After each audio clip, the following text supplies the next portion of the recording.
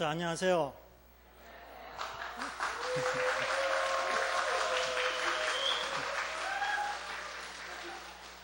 우리 늘 푸른 신학교에 오신 걸 환영합니다. 제가 알기에 그 일반 교회에서 신약성서 개론이라는 과목을 단지 한두 번이 아니라 이렇게 뭐 열 몇 번씩 또는 두 학기에 걸쳐서 하는 거는 들어본 일이 없습니다. 실제로 아마 여러분 주위에서도 없을 겁니다. 그래서 그런 면에서 여러분들은 좋은 기회를 가졌다라고 볼 수 있습니다. 또 가르치는 사람이 와서 가르쳐 주죠.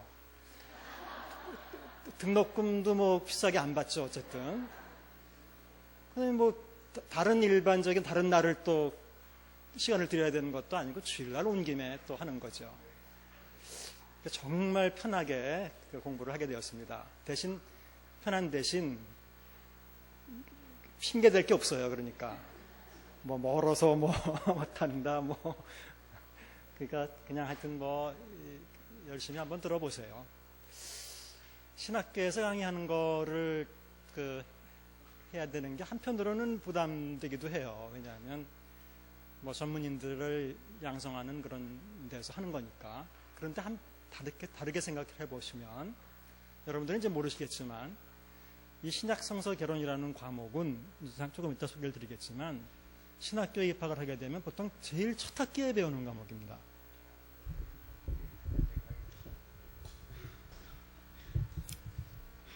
그러니까 신학교에 입학했을 때 제일 처음에 배우는 보통 과목이에요. 첫 학기에 들어있어요. 보통 그래요. 그 얘기는 다 아직까지 신학적인 기본 지식이 없는 사람들이 와서 처음 배우는 과목이라는 거예요. 그렇다면 그거나 여러분들이 듣는 거나 결국은 똑같은 위치에 있다는 겁니다. 무슨 얘기인지 아시겠죠? 그러니까 이게 거창하고 신학교에서 배우는 과목이기 때문에 내가 못할 거고 그렇게 생각하지 마시라는 거예요. 결국은 다 똑같아요. 신학교에서도 첫 학기에 배우는 과목이기 때문에 여러분들 부담 없이 들을 수 있겠다. 저로서는 이제 수준을 어느 정도로 조절을 할 건가 여기에 이제 좀 고민을 좀 했는데 가능하면 여러분들을 또 과소평가하면 안 되잖아요. 제가 그러니까 가능하면 신학교에서 그냥 거기서 보통은 첫 학기에 배우는 거니까 같은 수준에서 제가 하게 하려고 생각을 하고 있습니다. 하다가 너무 어렵다 그럼 건의를 하셔도 좋은데 그렇지 않은 게 더 좋아요. 그렇죠? 조금 더 여러분들을 위해서 그냥 있는 수준 그대로 하는 게 여러분들에게 도움이 됩니다. 그래서 하다 보면 그래서 이 교재를 만들 때도 여기 헬라어 같은 걸 집어넣을까 말까 고민을 하다가 그냥 다 넣었어요. 상관없어요. 못 읽어도 상관없고 이제 읽게는 될 겁니다. 이제 계속 쓰기 때문에 앞으로 또 듣다 보면 조금 전문적인 얘기도 나와요. 그러면 그거는 그냥 교양적인 지식이다 이렇게 생각하시고 그냥 받아들이시면 돼요. 편안하게 내가 들을 만큼만 그냥 들으세요. 그 다음에 개인적으로 어떤 분들은 더 많은 관심을 가진 분들도 있을 거예요. 조금 더 나는 여기서부터 조금 더 많은 관심을 갖고 싶다, 알고 싶다. 그러면 개인적으로 끝나고 저한테 질문을 하셔도 좋고 도움을 받으셔도 좋고 이메일로 질문하셔도 좋고 그건 개인적으로 또 도와드리겠습니다. 하지만 나머지 분들은 그냥 편안하게 이건 아까 목사님 말씀하셨듯이 설교도 아니고 그냥 공부니까 학교에 와서 공부한다 이렇게 생각하시고 편안하게 들으시기 바랍니다. 자, 일단 이제 오늘 할 내용부터 간단하게 말씀을 드릴게요. 오늘은 여러분들 신약개론 강의 계획표를 보시면 11주로 되어 있습니다. 이게 조금 이 부분도 저한테는 좀 부담스러운 부분인데 사실 신학교가 보통 한 15주, 16주 수업을 하고 이 과목이 보통 3학점으로 진행이 됩니다. 그러니까 3시간 한다는 거 일주일에 3시간에서 최소한 한 14주 정도는 그 강의가 진행되는데 그렇게 해도 보통은 시간이 좀 모자라요. 이걸 하기가. 그런데 여기서 지금 11주에 또 강의 시간도 그만큼 충분하지 않은 상황에서 이제 해야 되는 게 저한테는 조금 부담입니다. 어쨌든 거기는 맞춰서 어쨌든 하도록 노력하겠습니다. 그래서 오늘 첫 주에는 과목 소개, 이 과목이 또 뭘 공부하는 과목이고 또 혹시 여러분들이 그냥 신학교에 가도 이런 얘기를 잘 안 해주더라고요. 그냥 커리큘럼에 따라서 그냥 배우다 보면 이것도 배우고 저것도 배우고 그러지 도대체 우리가 배우는 과목이 신학교의 과목 중에 어디에 속해 있고 어디에 있는 어떤 위치에 있는 과목인가 뭐 이런 걸 좀 알아야 여러분들이 좀 더 편할 것 같아서 제가 또 다른 별지의 신학의 분야와 신약학 그래서 이렇게 다른 종이를 하나 또 마련했습니다. 그러니까 요거를 하고 그 다음에 이 교재에 있는 서론 부분을 오늘은 이렇게 다루게 될 텐데 자, 이 과목에서는 성경에 대해서도 공부하고 물론 성경 내용도 공부하고 다 합니다. 그래서 그 신약계로는 원래는 뭐 마태, 마가, 누가, 요한 뭐 이렇게 각 책에 대해서 그 책의 뭐 저자가 누군가 어떻게 쓰였는가 뭐 특징이 뭔가 내용이 뭔가 뭐 이런 것들을 배우는 과목인데 그런 걸 하기 전에 먼저 항상 신약계로는 뭐가 들어가냐면 도대체 이 신약 성경은 어떻게 쓰여지게 되었는가라든지 그 전에 성경에 대해서 또는 뭐 정경이 신약은 그 27권인데 뭐 그런 거는 어떻게 뭐 그 27권으로 확정되게 되었는지 또 여러분들이 한두 번쯤은 다 그런 의문을 가지시는 분들이 있을 텐데 성경을 읽으시다 보면 몇 절 없음 이런 거 나오죠. 도대체 그런 몇 절 없으면 또 왜 그런 게 나오게 되는 거지. 뭐 이런 그 가장 초적인 기본적인 지식이 되는 이야기들을 먼저 하도록 하겠습니다. 자, 그럼 먼저 신학의 분야와 신약학이라는 그것을 한번 보세요. 이건 여러분들이 신학생이 아니지만 그냥 우리가 지금 하고 있는 공부가 뭔가를 알기 위해서 그냥 이렇게 나눴습니다. 보통 이제 신학교에 가면 그 분야들이 그냥 일반적으로 분야들이 나눌 때는 이렇게 나눕니다. 뭐 성서학 또는 성서신학 분야, 또 조직신학 분야, 뭐 이렇게 또 실천신학 분야, 또는 뭐 교회사도 한 분야예요. 교회사 역사신학 분야, 그 다음에 뭐 기독교육 분야, 물론 뭐 교회음악대로 따로 있죠. 이렇게 이제 있는데 이렇게 분야를 나눠서는 여러분들에게 이게 뭘 어떻게 공부하는 건지 머릿속에 안 들어와요. 그래서 여기 밑에 있는 표를 한번 그려본 겁니다. 크게 대별을 하면 이론신학과 응용신학 이렇게 이제 나눌 수가 있는데 말 그대로 이론신학은 이론적인 것을 배우는 거고 학문적인 것을 응용신학이라는 것은 이 배운 것을 기초로 해서 교회의 삶이라든지 신앙생활의 삶에 적용하는 내용을 다루는 그런 그 신학 분야입니다. 그래서 이론신학을 또 두 분야로 나눈다면 여기 나온 왼쪽에 있는 대로 성서학과 성서학.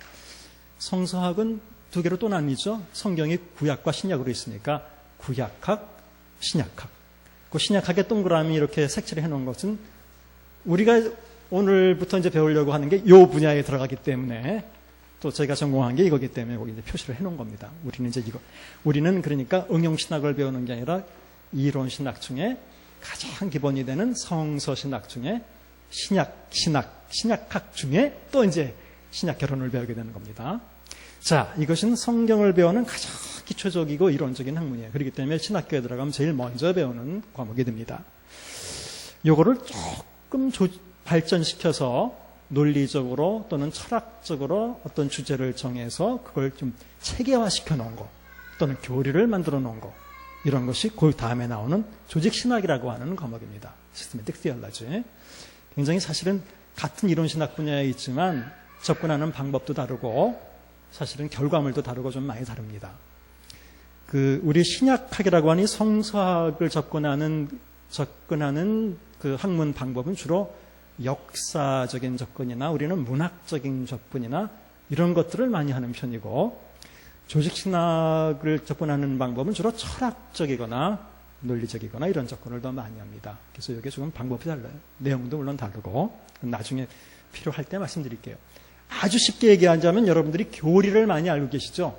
그 교리를 다루는 분야는 조직신학이에요. 성서신학에서는 그런 걸 안 해요. 그래서 이렇게 이제 조직신학은 주로 논리적으로 어떤 주제에 대해서 체계화시키는 노력을 많이 하는 것이죠. 이러한 이제 이론신학을 바탕으로 결국은 이제 교회의 삶에 적용하는데 그 응용신학에는 종류가 많죠. 특별히 조직신학을 응용한 것은 변증학이라는 또 과목이 있고 변증이라는 말이 좀 어려울 수 있겠지만 어떻게 보면 전도학이라고 할 수도 있는 거예요. 한편으로 보면 이것은 이단에 대해서 우리가 정통이다라는 것을 변증해야 되죠. 교리를 중심으로 해서 그런 게 변증학입니다. 교리학은 말 그대로 교리학이에요. 이것은 도그마틱스 교리학. 어떤 우리가 아는 대로 이런 말들은 신론, 교리학에서는 대부분 신론, 뭐 인간론, 성령론, 교회론, 종말론, 죄론 뭐 들어보셨을 거예요. 이렇게 무슨 론 중심으로 종말론 이렇게 나눠서 교리를 다루는 게 이제 교리학이라고 볼 수 있습니다. 그 다음에 이제 진짜 실천 신학에 해당되는 부분이 이제 뭐 선교학, 성경을 근거로 이것은 선교를 어떻게 바탕으로 할 것인가, 또 예배학, 성경을 근거로 어떻게 우리가 예배를 할 것인가, 설교학, 성경을 근거로 설교를 어떻게 할 것인가, 목회학 마찬가지, 또 기독교 교육을 어떻게 할 것인가, 상담, 또 윤리, 이 교회 음악도 제가 이거 다 집어넣어 봤어요. 실천 신학 쪽에. 교회 음악은 좀 애매한 분야이기도 해요. 음악 쪽이 강하긴 하지만 예배의 한 부분이잖아요. 그래서 이것은 일종의 실천 신학으로 볼 수 있다라고 저는 평가를 했어요. 그러니까 이렇게 나눴고, 그 다음에 신학교에서 배우는 게 이거 말고도 사실은 어떻게 보면 일반 학문에 더 가까운 학문들이 한 두 가지가 있는데, 예를 들면 종교 철학 같은 건 말 그대로 철학이에요. 이런 과목도 있어요. 그 밑에 또 역사 신학이라고 표현은 하지만 실제로는 이것은 역사예요. 역사를 다루되 대상을 일반 역사를 다루는 게 아니라 주로 교회 역사를 중심으로 다루기 때문에 이것은 사실은 일반 학문에 더 가까워요. 그렇지만 신학으로 말한다면 종교철학은 조직신학과 좀 가깝고, 또 교회에서는 또 교의학, 교회사를 다루면서 보통 교리사를 다루게 돼요. 왜냐하면 교회사라는 게 어떤 교리 논쟁하고 굉장히 연관이 많아요. 어떤 신학적인 것 때문에 뭐 추방당하기도 하고 뭐 종교개혁도 일어나고 그러니까 결국은 교리사를 다루게 되는 부분들이 있습니다. 어쨌든 자, 이 한 표를 그냥 쭉 보시면 신학교에서는 이러한 내용들의 분야들이 있구나, 가르치는구나 이런 걸 아실 거고, 그 중에 이제 우리가 오늘부터 다루게 되는 것은 제일 기본이 되고 기초가 되는 성서학 중에 신약학을 다루게 될 것이다라는 거예요. 그럼 뒷면을 싹 넘어가 보시면 이제 신약학 분야가 또 다시 세분돼 있어요. 우리가 다루려고 하는 신약학 분야. 그래서 신약학의 분류와 주제를 보시면 거기 이제 하나, 둘, 셋, 네 가지로 제가 분류를 해놨어요. 그래서 기본적 연구가 되는 과목이 거기에 한 세 가지가 있고, 그렇죠? 그 검은색으로 되어 있는 게 뭔지 아시죠? 예, 그게 이제 우리가 하려는 게 이제 위치가 여기 있다는 거예요. 자, 가장 기본적인 연구에 들어가는데 기본적 이해를 위한 그 맨 위에 신약개론이라는 과목이 있다. 그럼 이 과목은 뭘 하는 거냐? 거기 나온 대로 신약개론은 또 보통 그냥 구태가 나누자면 총론과 각론으로 구분을 해요. 총론은 뭐 영어로 하면 general introduction이라고 해요. 일반 개론이라고 해요. general introduction. 각론은 뭐 special introduction이라고 그래요. 이게 뭐 다른 의미가 아닙니다. 총론이라는 것은 신약 성경 전체가 기본적으로 어떻게 형성되고 어떻게 쓰여지게 됐고 또 뭐 정경되고 사본이 어떻게 됐고 뭐 이런 이야기를 다루는 것이고, 각론은 말 그대로 각각의 책들에 언제 기록했고 누가 기록했고 어디서 기록했고 또 누구를 위해서 기록했고 내용이 뭐고 특별한 특징이 뭐고 뭐 이런 것들을 공부하는 겁니다. 그래서 각론 부분에 들어가면 훨씬 여러분들이 더 이제 내용과 특징을 배울 때 성경을 읽으면서 직접적인 도움을 줄 텐데, 이 총론 부분을 앞에 우선 한 2주 할 텐데 여기서는 어쩌면 그냥 직접 연관은 안 될 수도 있어요. 성경을 여러분들이 이해하는데. 하지만 꼭 알아야 될 필수적인 어떤 지식들이기 때문에 그냥 말 그대로 교양적인 상식적인 지식이다, 기독교인으로서 그렇게 생각하시고 들어보시기 바랍니다. 그 다음에 이제 두 번째 그 기본적인 과목으로는 신약 배경이라는 과목이 있습니다. 배경이라는 건 말 그대로 배경을 대해서 공부하는 겁니다. 신구약 중간 역사를 공부하고 유대교를 공부하고 헬레니즘 뭐 이런 어떤 배경이 되는 사회, 그 당시의 정치, 사회, 경제 이런 전반에 대해서 공부하는 과목이 또 있습니다. 이런 과목들이. 그 다음에는 가장 기본적인 헬라어라는 과목이 있습니다. 이건 아주 가장 기본적인 거예요. 그래서 여러분들도 헬라어에 이번 학기에 많이 접하게 될 거예요. 기대를 하세요. 새 언어를 하나 접한다는 게 얼마나 흥분되는 일인지 몰라요. 그죠? 네. 그 다음에 이제 두 번째 파트 분야로는 해석학. 이거는 말 그대로 방법론을 다루는 거예요. 앞에는 주로 정보나 이런 내용을 다루는 거라고 한다면 이건 방법론입니다. 그래서 역사적 문법적 해석이라는 해석이 있고 각종 비평이라고 하는 그 전문적인 비평 방법들이 있습니다. 뭐 여기까지는 여러분들이 아마 안 들어가도 되겠지만 기본적인 해석 원리는 제가 이 시간에 다음 시간에 준비되어 있습니다. 말씀드리겠습니다.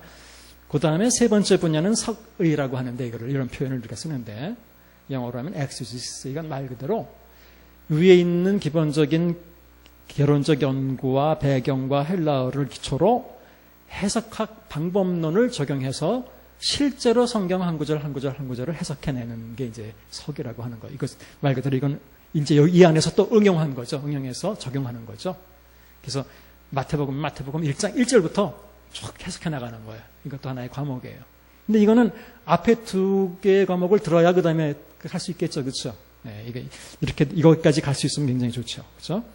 그 다음에 마지막 네 번째 분야의 학문으로는 신학이라고 하는 분야가 있습니다. 이것은 신약 성경에 나오는 어떤 주제를 중심으로 거기에 대해서 설명을 하는 일을 하는 거예요. 쉽게 얘기하자면 신약 주제 중에서는 여러 가지가 있겠죠. 제자도 주제가 될 제자론을 하는 거예요. 하지만 신약학적으로 하는 거예요. 성경적으로, 성서학적으로 하는 거예요. 이거는 이제 나중에 제가 자세하게 필요하다면 말씀드릴게요. 그래서 이렇게 신약학 분야에도 이 네 가지 큰 분야가 있고 그 중에 우리가 지금부터 하게 되는 것은 가장 기초가 되는 첫 번째 해당되는 기본적인 어떤 부분이다. 이렇게 이해하시면 돼요. 뭘 하시는지 알겠죠? 네.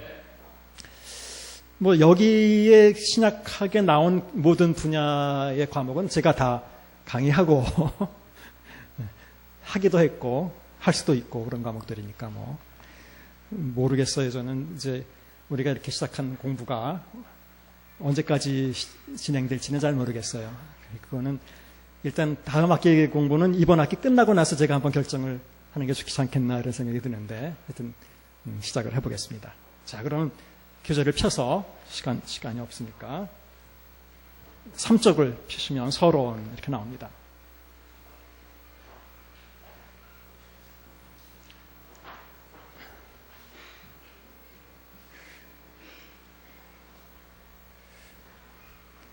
저기 신약결은 재수강하는 사람이 딱 한 사람 있네요. 최경희 전도사님이 재수강하는데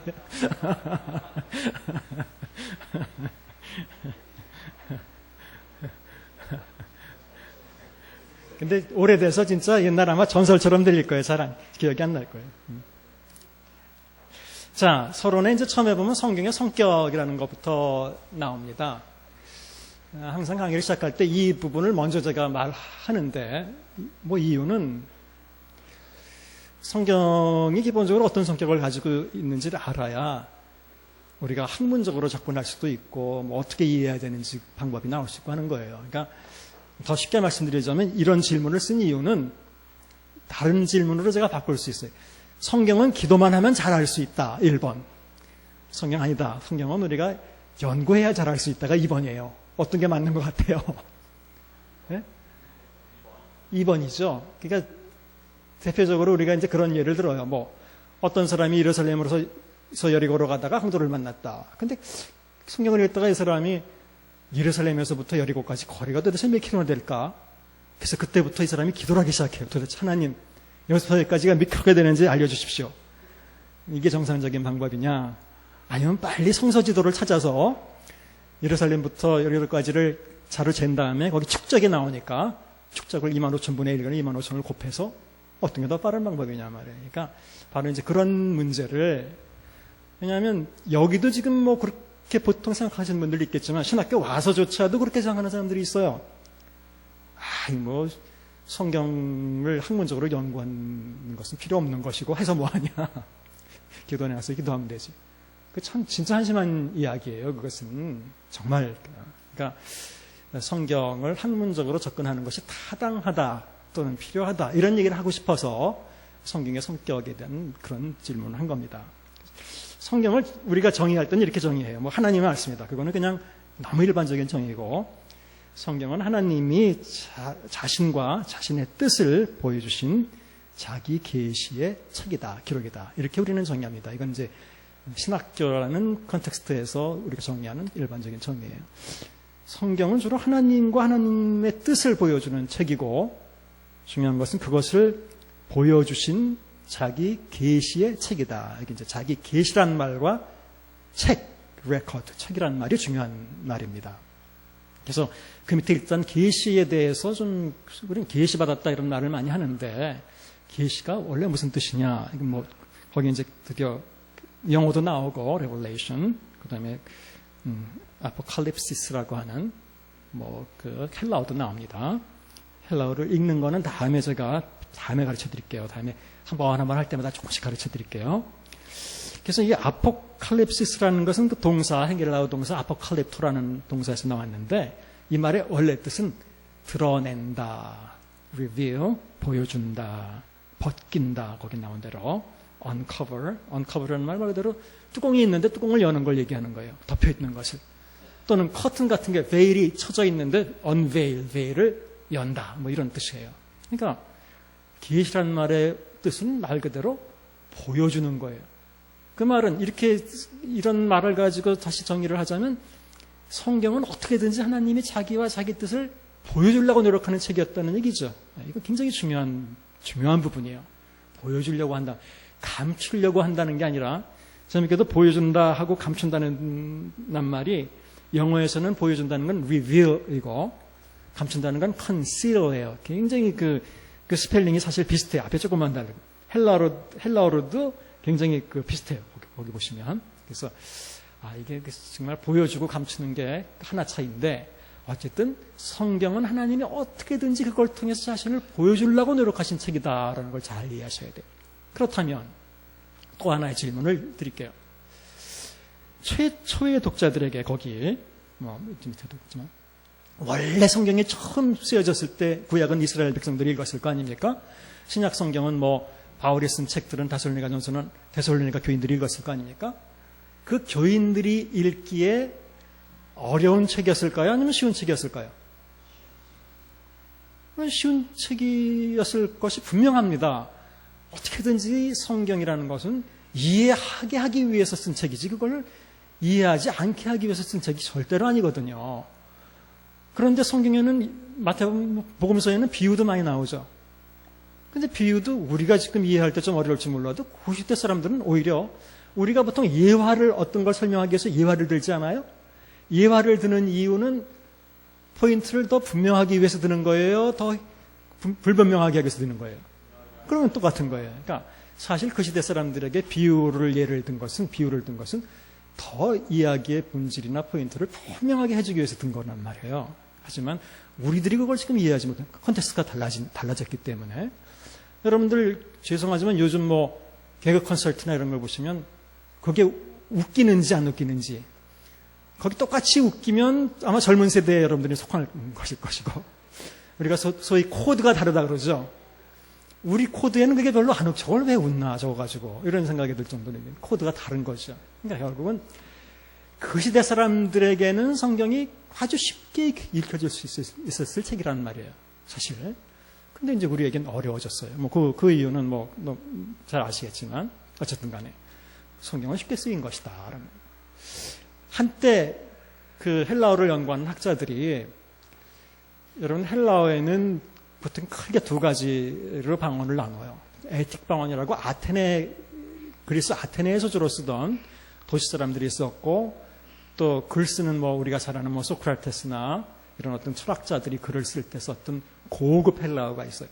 문학적인 그걸 에틱 방언이라고 얘기를 하는데 그런 에틱 방언이 있고 그 다음에 이제 헬레니즘이라고 여러분들이 들어보셨죠? 알렉산더 대왕이 이제 그 지중해 문화권을 거의 통일하고 동방으로 갔는데 그걸로 인해서 이제 문화가 하나의 어떤 문화권이 형성됐죠. 헬레니즘이라고. 그 문화와 합쳐서 헬라어를 그 시대 사람들이 다 쓰게 됐어요. 그러니까 일반 사람들이 다. 그랬던 예수님 시대 때에 팔레스틴 지방을 제외하고 나머지 지방에서는 다 헬라어를 썼어요. 그렇게 일반 사람들이 막 쓰던 상인들이 쓰고 했던 아주 일반적인 헬라어를 우리가 코인의 헬라어라고 얘기해요. 코인의 방언이라고 얘기하는데 과거에 아주 오래전에 학자들이 성경은 이건 너무 고상하고 무게 있는 책이니까 아마 에틱 헬라어로 쓰여졌을 것이다 라고 하는 생각을 가지고 성경을 연구해 본 사람들이 있어요. 하지만 그렇지 않았어요. 성경은 일반 사람들이 막 쓰고 읽고 하는 코인의 헬라어로 쓰였다는 거예요. 이건 뭘 의미하느냐 신약 성경이 아까 말씀드린 대로 이건 모든 사람이 쉽게 읽고 이해하도록 쓰여진 책이 성경이다라는 거예요. 근데 여러분들이 지금 성경을 읽을 때 성경이 그렇게 쉽게 느껴집니까? 안 그렇죠. 근데 안 그런 이유는 뭐 몇 가지 이유가 있어요. 여러분들이 생각할 때 어떤 이유가 있습니까? 안 그런 이유. 성경이 어려운 이유는.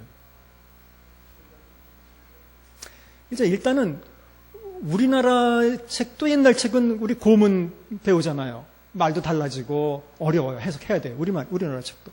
그런데 이건 우리나라 책도 아니고 이건 거의 2000년 전에 팔레스틴 지방에서 일어났던 일에 대해서 그 시대 언어로 쓰인 책이니까 뭐 너무 많이 동떨어져 있죠. 실제로 우리가. 그러니까 문화 차이가 있다 그런 거예요. 뭐 당연한 거예요. 뭐 그 성경 자체가 가지고 있는 어려운 낱말이나 이런 건 할 수 없지만 일단은 문화 차이가 있다.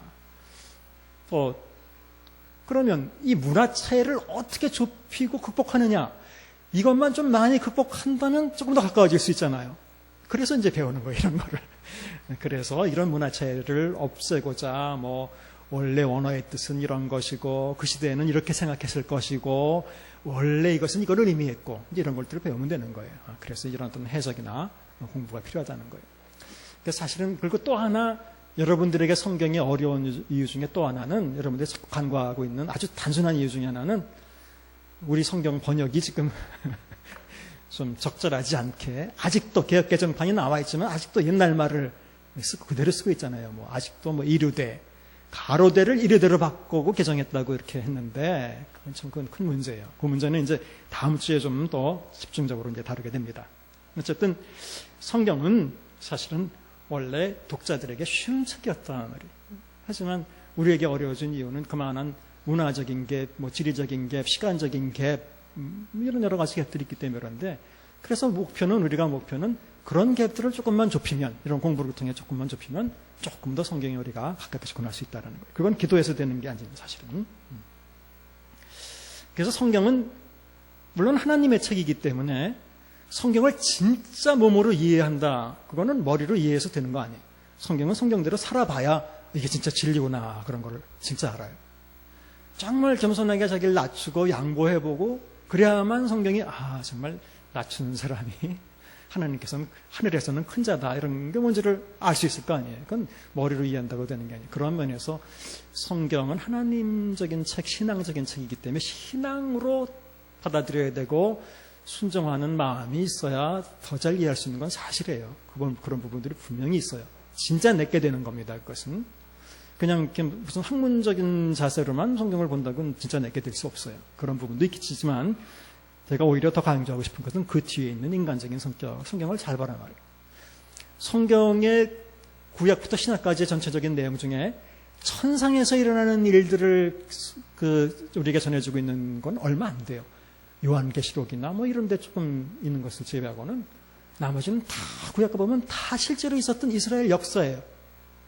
인간들의 역사란 말이에요. 인간들의 역사. 하지만 그 뒤에 하나님이 어떻게 그들을 이끄셨고 조정하셨나 물론 이런 걸 다루고 있지만 보여지는 것은 실제로 사람들의 역사이고 삶이에요. 그렇죠? 그리고 또 중요한 것은 그런 것들을 인간 저자가 물론 기록했고 이해할 수 있는 말로 그 다음에 아까 기록이라는 말이 중요하다고 했는데 언어로 기록했다는 것이 굉장히 중요한 것이다 말이에요. 언어로.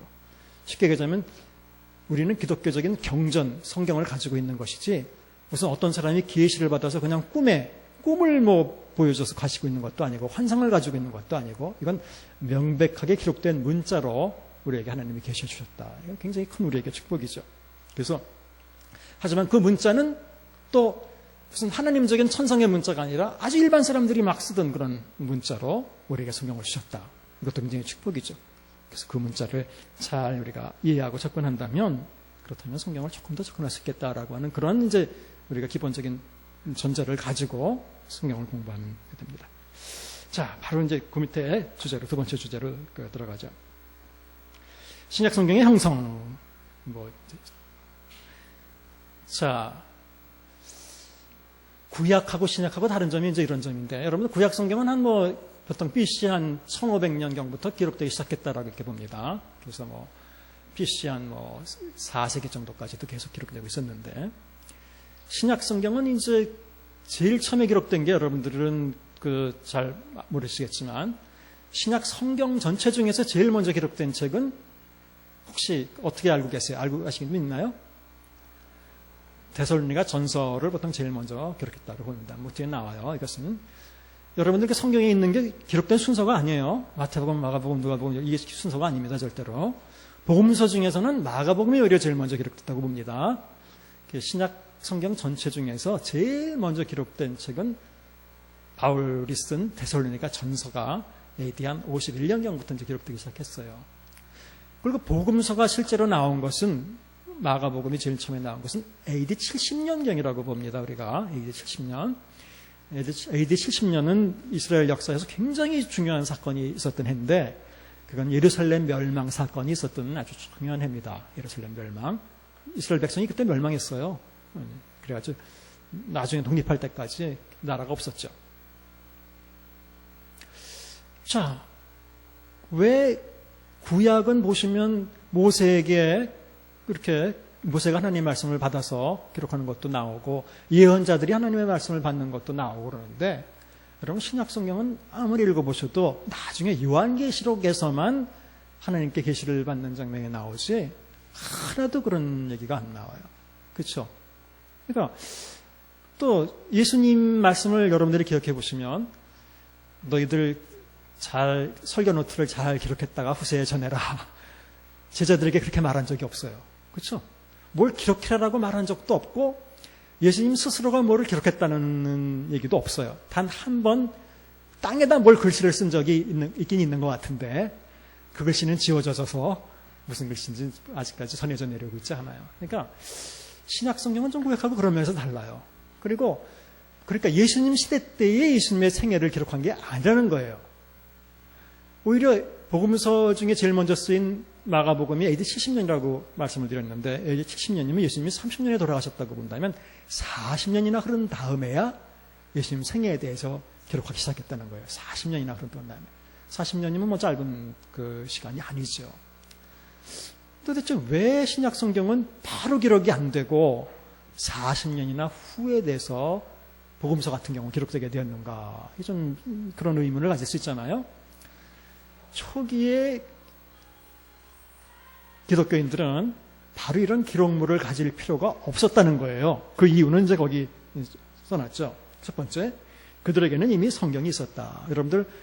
여러분들이 가지고 있는 신약 성경에서 성경이라는 단어가 나오면 이건 신약 성경이 아니에요. 가르치는 말이 아니에요.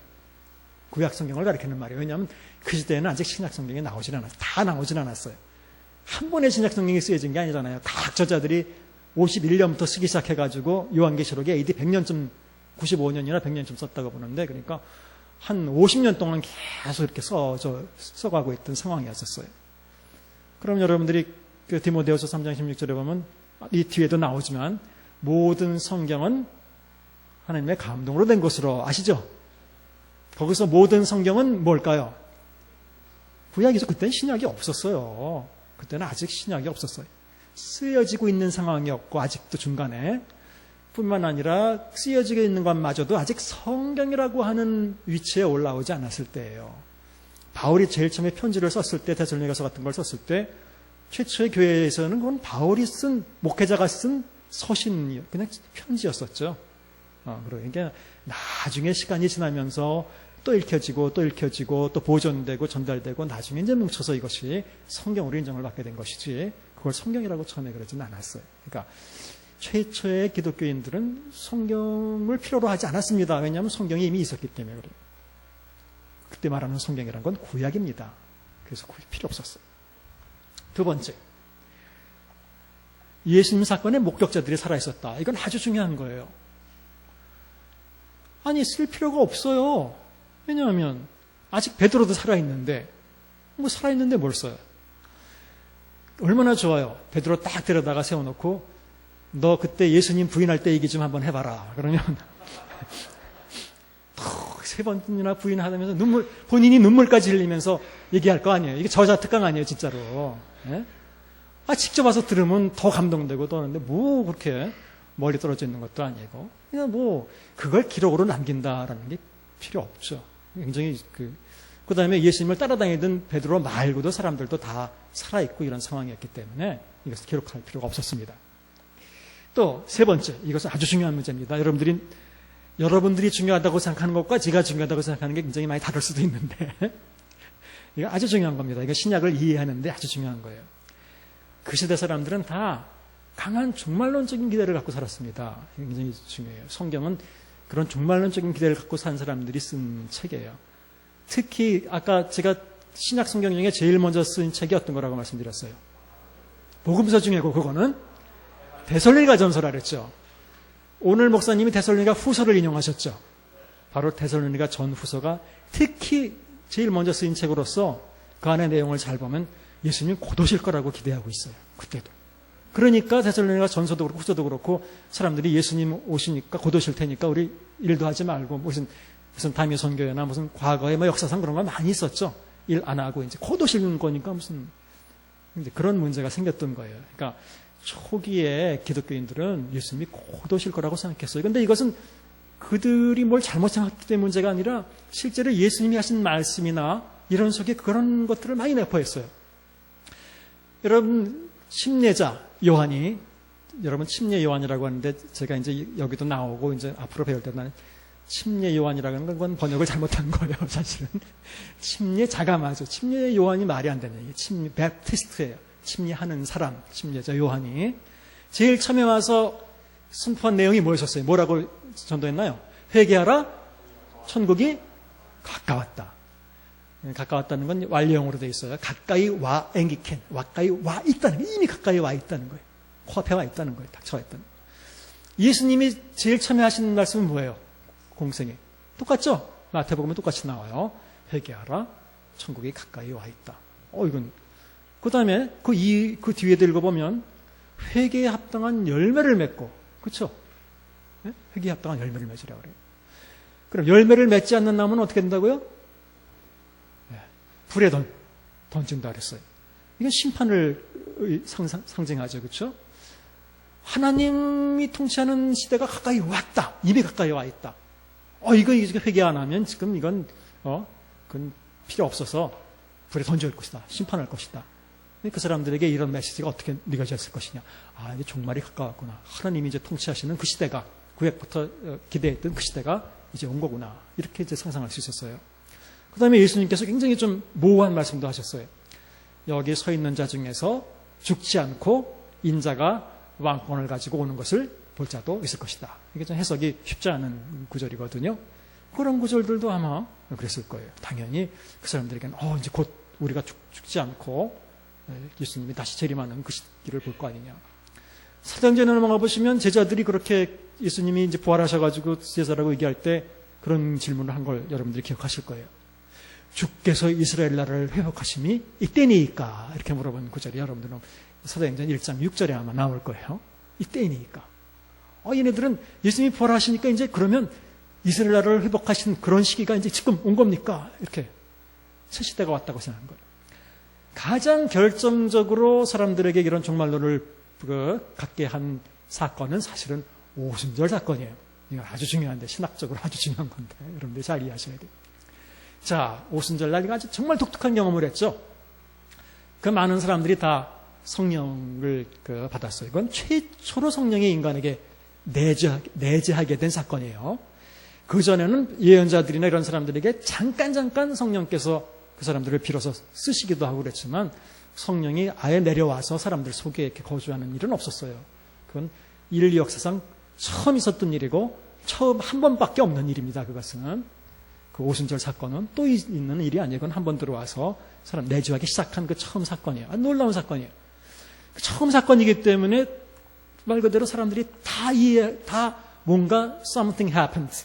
무슨 일이 심각한 일이 일어났다라는 걸 알 수 있도록 막 소리도 들리고, 그렇죠?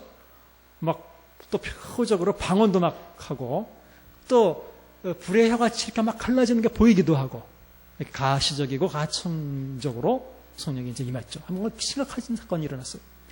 그래서 각각 막 방언을 하는 걸 보고 사람들이, 그 중에 어떤 사람들이 이거 술 먹은 거 아니냐, 술 취한 거 아니냐, 그렇게 문제를 제기했죠. 그랬더니 이제 베드로가 설교를 하면서 이건 너희들이 생각하는 것처럼 술 취한 게 아니다. 그러면서 어디를 인용하냐면 여러분들이 이제 사도행전을 보시면 요엘서를 인용해요. 이건 선지자 요엘로 말씀하신 요엘서에 보시면 내가 남정과 여종에게 성령을 부어준다는 그게 임한 것이다. 요엘 선지자로 말씀하신 그때가 임한 것이다. 라는 것을 베드로가 설교를 통해서 쭉 얘기해 주죠. 이 굉장히 중요한데, 왜냐하면 구약의 요엘서에 보면, 이건 뭐, 여러분들 그냥 뭐 신학적인 표현 다 쓸게요, 그냥. 구약에서 요엘서의 사상 중에 중요한 사상 중에 하나가 주의 날이라고, 여러분들 구약 읽어보시면 주의 날이라는 얘기가 나와요. 주의 날. 영어로는 the day of the Lord라고 하는 주의 날이라고 하는 사상이 있어요.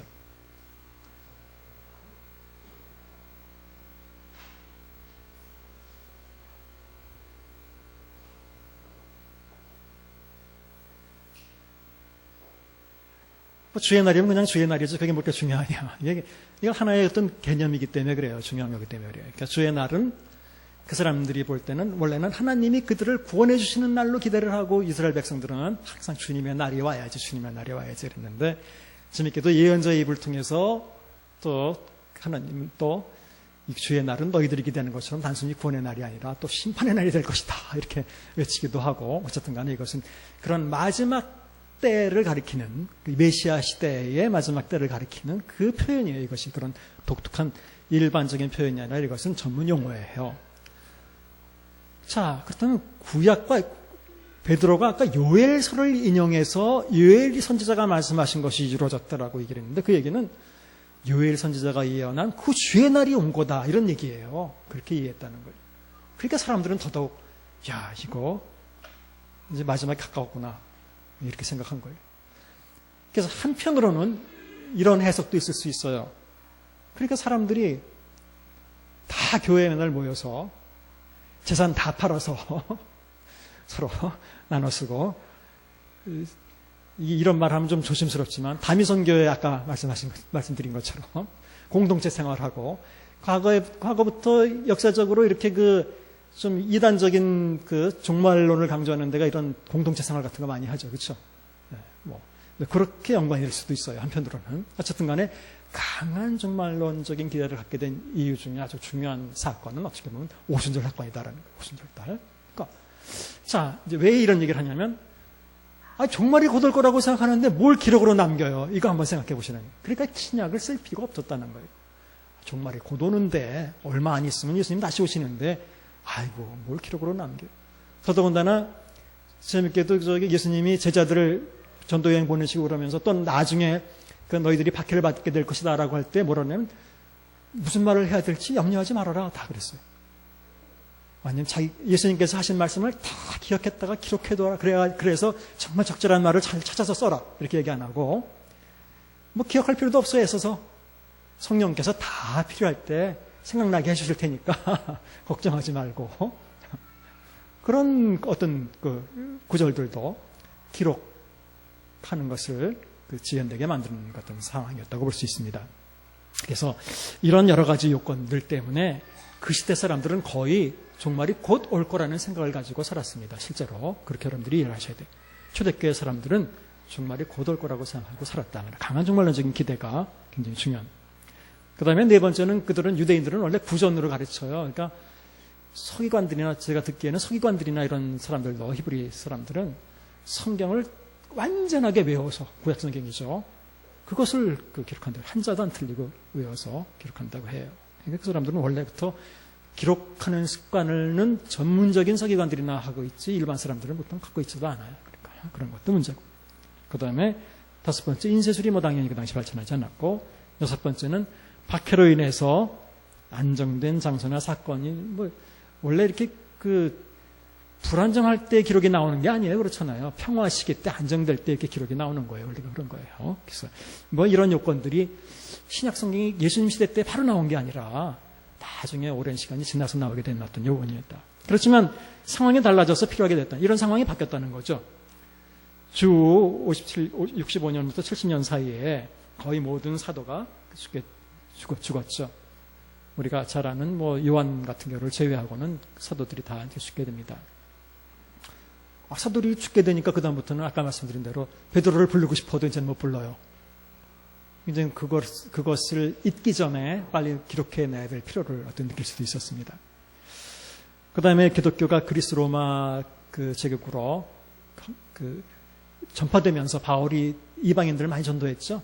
그 사람들은 헬라인들은 원래 기록물들도 많잖아요. 그러니까 그 사람들을 위한 어떤 기록물로서 예수님에 대한 삶이 필요하게 되었다. 그 다음에 바울과 같은 경우를 예를 들자면 선교사들이 한 곳에 오래 체류하지 않고 바울은 교회를 만든 다음에 바로 떠나고 그랬어요. 교회가 문제가 생겼다는 소식을 들으면 할 수 없이 못 가니까 그때는 편지를 써서 대신 보낸 거죠. 이렇게 되다 보니까 그것이 이제 성경처럼 남아있게 된 것이죠. 그 다음에 시간이 지나도 세상의 종말이 금방 오지 않았다는 것. 여러분 베드로후서 3장 4절 같은 데 보시면 야 우리 조상의 잔으로 만물 세상이 그대로 있는데 무슨 예수님 재림이 온다고 하느냐. 시간이 지나면서 사람들 중에서는 기다려도 재림이 안 오니까 우리 조상 1세대들이 벌써 돌아가셨는데도 재림이 안 오니까 이거 그게 아니지 않느냐. 우리가 생각하는 것처럼 그렇게 금방 오는 게 아니지 않느냐라는 생각을 하게 됐다는 거예요. 그러다 보니까 또 기록으로 남길 필요가 있었다는 거예요. 그 다음에 5번째, 교회 내에 자꾸 문제가 이제 발생해요. 뭐 서로 싸우기도 하고, 뭐 또 유대인 교회 같은 경우에는 아마 이런 것들이 심각한 문제일 거예요. 유대인이었다가 기독교인이 됐어요. 그들은 과거의 습성에서 보면 율법을 계속 지키잖아요. 그러면 우리는 유대인 기독교인 됐는데 할례도 다 했는데 그러면 또 믿으러 오는 이방인들도 할례를 지켜야 되느냐, 아니면 걔네들도 무슨 다른 어떤 율법도 지키게 해야 되느냐, 뭐 안식일도 지키게 해야 되느냐, 이런 문제가 또 심각한 교회의 문제로 대두됐을 겁니다. 그 외에 여러 가지 교회 문제들이 생겨났을 거예요. 이런 것들을 해결하기 위한 권위적인 문서가 필요했다라는 거죠. 구약 성경 가지고는 안 되죠. 이건 기독교인들의 삶이니까. 구약은 유대인들에 대한, 이스라엘 백성들에 대한 표준이기 때문에 기독교인들에게 다 적용시킬 수가 없는 문제였었어요. 그 다음에 6번째, 예루살렘 멸망이 있은 후에 그 유대교는 기독교인들을 이단으로 규정했는데 유대교와 구약 성경을 공유했던 그리스도인들에게 그들만의 문서가 필요했다. 이건 이제 AD 한 80년경에 결국 여러분들 초기에는 기독교인들도 다 성전에도 가서 기도했고 회당에도 계속 다 나갔어요. 이거 잘 이해하셔야 돼요. 자기네들은 유대인들이니까. 또 예수를 안 믿는 유대인들도 그들을 나쁜 사람이나 이단으로 생각하지 않았어요. 초기에는. 그러니까 바울도 전도할 때 꼭 유대인 회당에 들어가서 먼저 전도하고 그랬잖아요. 그런 게 아무런 문제가 없었어요. 원래가. 그런데 어느 시점부터 아마 우리가 볼 때는 AD 한 80년경 정도부터 원래 유대인들이, 회당에 있던 유대인들이 예수를 믿는 유대인들을 이단이라고 이제 정죄하기 시작했어요. 이때부터는 이제 마음대로 못 돌아가요. 결별이 됐다는 거예요. 이제는 유대교 따로, 또 기독교 따로, 이렇게. 그러니까 기독교인 따로 나와서 완전히 유대교와 결별한 어떤 그 하나의 집단이 되다 보니까 그들 기독교인들만의 또 문서가 당연히 필요했을 것이다. 그 다음에 7번째, 교회 생활을 하다 보니까 당연히 교회 예배 때에 우리 또 교회 예전이라는 것은 교회 예식을 얘기하는 겁니다. 우리 침례교회에서는 침례와 성만찬만 그 중요한 성경적인 예식으로 우리가 보죠. 그 교회 예전. 우리 성만찬 할 때 항상 우리도 그렇게 하잖아요. 예수께서 그날 밤 뭐 떡을 해서 가라사대 뭐 축사하시고 이것은 내 몸이다. 뭐 이렇게 뭐 그런 것을 지금도 우리는 그런 것들 그 성경 내용을 같이 읽기도 하고 목사님이 또 전달하잖아요. 마찬가지 그 시대에도 이제 성만찬을 하기 위해서는 아마 예수님이 하셨던 말씀을 다시 기록할 필요가 있었고 또 우리 문답도 하잖아요. 침례 받을 때 그런 것처럼 그런 또 문답도 필요했을 것이고 그렇다면 그런 것들이 다 기록으로 필요했겠죠. 또 교육, 훈련 이런 것들을 위해서 필요하게 됐다. 그래서 이제 바울 서신을 중심으로 기독교 문서들이 나오기 시작했습니다. 자, 그래서 바울 서신이 먼저 나왔는데 아까 말씀드린 대로 바울은 선교사로서 한 곳에 교회가 세워지면 얼마 후 다른 지역으로 선교를 위해 떠났다. 자신이 세운 교회에 문제가 생겼다는 소식을 들으면 문제 해결을 위해서 서신을 기록해 보냈다. 나중에 바울 교회들 안에서 편지들이 모여져서 읽혀졌고 성경의 권위를 갖게 되었다. 너무나 당연한 거예요. 바울이 전도했던 교회에는요, 사실 처음에는 목회자가 없었어요. 전담 목회자라는 게 없었어요. 여러분 아시잖아요. 바울이 전도해놓고 될만 하면 그냥 떠나요. 알아서 자기네들끼리 모이는 거예요. 가정에서 주로 모였죠, 다 이렇게. 근데 이제 문제가 생겼다는 얘기를 들으면 바울이 편지를 통해서 이렇게 해라. 서로 싸우지 말고 이렇게 잘 살아라. 얘기를 보내. 이 사람들이 그 교회에 예배를 위해서 교회 생활을 위해서 읽을 수 있는 책은 구약을 제외하고는 바울 편집밖에 없었어요. 그러니까 쉽게 얘기하자면 또 읽고 또 읽고 또 읽고.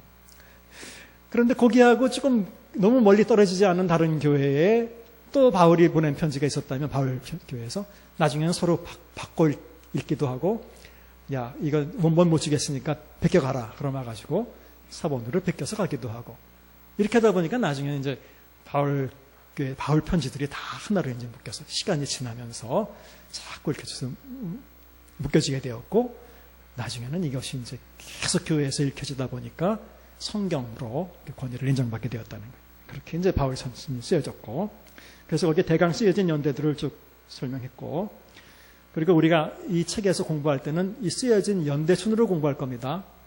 여러분들 로마서, 고린도전서 이렇게 하지 않을 거예요. 정경에 여러분들이 가지고 있는 성경에 나와 있는 순서는요, 대부분 이런 거예요. 여러분들 구약 같은 경우 예언서가 있으면 예언서를 대예언서, 서예언서 이렇게 나눠요. 들어보신 적이 있는지 모르겠지만.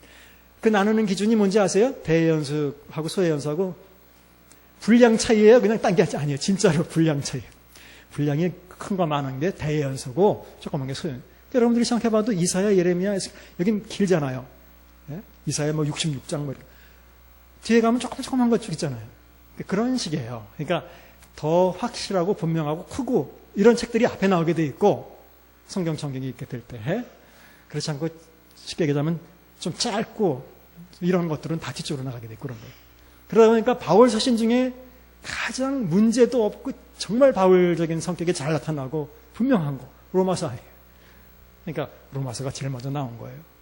고린도전서, 고린도후서 이렇게 나오고 조그만 책들이 뒤로 간 거예요. 여러분들 이렇게 하셔야 돼요. 그렇게 된 것이지 그것이 쓴 순서가 아니라는 거예요. 그래서 우리는 가능하면 쓴 순서대로 이렇게 보는 게 더 좋을 것 같아서. 이런 게 뭐가 좋냐? 이게 좋아요. 왜냐하면 아까처럼 데살로니가 교회를 읽어봤더니 여기는 강력한 종말론적인 기대가 있었다. 그러면 대강 그런 흐름, 역사 같은 걸 이제 알 수 있을 거 아니에요. 아, 교회가 지나가면서 그런 문제가 말고 다른 문제가 또 생겼네. 이렇게 그런 어떤 흐름을 알 수 있을 테니까. 복음서도 마찬가지. 그래서 우리는 마가복음을 먼저 볼 거예요. 그래서 마가복음만 해도 이렇게 표현을 했는데 시간이 지나서 마태복음을 쓸 때는 이 부분을 이렇게 설명을 하고 표현을 했네. 이제 이렇게 변화된 모습을 우리가 볼 수 있기 때문에 순서대로 공부하는 거예요. 그러니까 아까 제가 성서학에서는 역사나 문학적인 접근이 중요하다고 말씀드렸었어요. 그렇죠? 언어, 역사, 문학. 우리 성서학을 할 때는 이런 접근이죠. 역사적인 그 접근이 있다는 게 중요해요. 아까 그 설명을 안 했는데 계시의 중에서는 우리가 점진적인 계시라고 거기 사실 설명해 놓은 게 점진적 그런 표현이 있었어요. Progressive Revelation이라고 우리 왼쪽 페이지의 3쪽에 점진적 계시, 그렇죠? 있죠? 그래서 이건 사실은 굉장히 우리 그 신약학이나 이렇게 성서학을 하는 사람에게 아주 중요한 개념이에요. 이게 무슨 뜻이냐? 점진적 계시냐? 무슨 뜻이냐? 이건 말 그대로 점진적으로 하나님이 계시를 주셨다는 거예요. 그러니까 뒤로 가면 갈수록 더 확실해진다는 거예요. 무슨 말인지 아시겠죠? 여러분 구약만 읽어서는 분명하지 않죠. 구약에 예수님도 안 나오는데 여러분들 어떻게 할 거예요? 마찬가지 구약 시대 때도 처음에는 좀 희미하다가 점점 시간이 지나면 조금씩 또 분명해집니다. 여러분들이 잘 아는 소위 그 고난받는 여호와의 종에 대한 이야기는 이사야서에나 나와서 예수님 메시아에 대한 사상이. 여러분 메시아라는 단어 자체가, 메시아라는 단어는 원래 기름 부음을 받았다 이런 뜻이거든요. 근데 어쨌든 간에 그런 메시아적인 기대라는 것은 이사야 시대 때나 돼서 거의 분열왕국 시대 말기나 돼서 그게 존재하기 시작했던 거예요. 점점 나가면서 바뀌어요. 그 다음에 구약에는 없지만 신약에 많이 발전된 것도 많아요. 여러분들 신약에서는 부활 없으면 우리는 기독교 신앙 없죠. 부활이라는 개념. 그런데 구약엔 부활이라는 개념이 없어요. 혹시 여러분 중에 성경 많이 읽는 분은 왜 부활이라는 개념이 없습니까? 지난번에 목사님 설교했던 에스겔서에 봐도 마른 뼈에 부활. 절대로 그건 그렇지 않아요. 그걸 잘 읽어보시면 그건 온 이스라엘이라 그랬어요. 그때 말하는 그 사람들이 생각했던 마른 뼈의 환상은 이스라엘 민족적인 재생이고 부활을 얘기하는 거예요. 그 민족이 다시 회복될 거라는 얘기예요. 다시 예루살렘에 귀환해서 성전을 짓고 이스라엘 민족의 어떤 그 명맥을 이어갈 거라는 얘기예요. 그러니까 개인적인 부활이라는 개념이 없어요. 그렇지만 신약에서는 아주 부활이 분명하게 나오잖아요. 사두개인은 그때까지도 부활을 안 믿었죠. 그렇죠? 바리새인들은 부활을 그래도 믿었죠. 왜냐하면 바리새인들은 원래 기록된 성경과 구약 성경과 그러니까 오럴 구전되는 전통까지 다 받아들였어요. 바리새인들은. 그러니까 아마 중간 시대 때쯤 개인 부활 개념들이 들어왔을 거라고 봐요. 그 역사에서. 근데 사두개인들은 원래 기록된 성경만 받아들였어요. 그러니까 구약 성경 안에 부활이 안 나오잖아요. 그러니까 안 믿는 거예요. 무슨 말인지 아시겠죠? 그래서 어쨌든 자, 어떤 개념을 보니까 점점 성경을 봐도 시간이 지나면서 더 확실해지고 더 분명해지고 어떤 생각들이 발전을 한다. 이게 점진육계시예요. 그러니까 성경도 그렇게 봐야 된다는 거예요. 순서 없이 막 섞어서 보면 안 되고, 그러니까 가능하면 이런 어떤 역사적인 순서에 맞춰 성경을 봐야 어떤 개념은 이렇게 발전했구나, 이렇게 더 분명해졌구나, 이런 걸 알 수 있다는 거예요. 자, 이해하시겠죠? 자, 그래서 기독교 문서가 바울 서신이 제일 먼저 나오고 처음 세 복음서가 나오고, 이게 처음 세 복음서가 뭔지 아시죠? 저는 공관복음이라는 단어를 안 씁니다. 그 안 쓰는 이유는 이제 아마 다음 주에 말씀을 드릴 거예요. 예. 자, 그 다음에 세 번째 이제 일반 서신 베드로전서 이렇게 기록이 됐고, 이건 뭐 다 가상의 정확히 몇 년이라는 건 사실 모릅니다. 대강 이렇게. 그 다음에 요한복음이 90년, 요한서신과 계시록이 90년에서 90년. 근데 문제는 이게 아니에요. 여러분들이 지금은 우리가 요한계시록이 끝이지만 그 시대에 아직 신약 성경이 이렇게 정리되지 않았을 텐데 요한계시록 이후에도 계속 이런 비슷한 기독교 신앙에 대한 책들이 나왔다는 거예요. 아직까지 정리가 안 됐을 상태예요. 그 밑에 보시면 기타 문서들이 2세기 이후에도 계속 나왔어요. 여기 보면 히브리 복음서, 도마 복음서, 애굽인의 복음서, 안드레 행전, 바울 행전, 베드로 묵시록, 바나바서, 라오디게아서, 디다케, 허마의 목자서 등등 계속 나왔어요. 계속 이런 어떤 성경책 같은 책들이. 우리는 지금 여기서 끝났다고 생각하지만 여러분들 성경에 한 번도 그런 적 없죠? 성경은, 신약 성경은 마태복음부터 요한계시록까지다, 이런 얘기는 없잖아. 그래서 그건 아니고 아직까지는 성경이 결정되지 않았기 때문에 계속 교회에서 이런 책들이 나왔을 때 교회에서 읽었어요, 실제로. 그래서 결국 이것이 이제 진행되다 보니까 어느 시점에 가다 보니까 이단들도 자꾸 생기고 규범적인 책들을 정리해야 될 필요가 있어서 지금 우리가 결정을 해야 되겠다라고 해서 결정한 시기가 있었어요. 그게 바로 우리가 정경이라고 얘기하는 게 정경이에요. 여러분, 성경은 구약 정경과 신약 정경이 따로따로 결정이 됐어요, 원래가. 그래서 여기는 안 나왔지만 이제 구약 정경 같은 경우에는 AD 90년에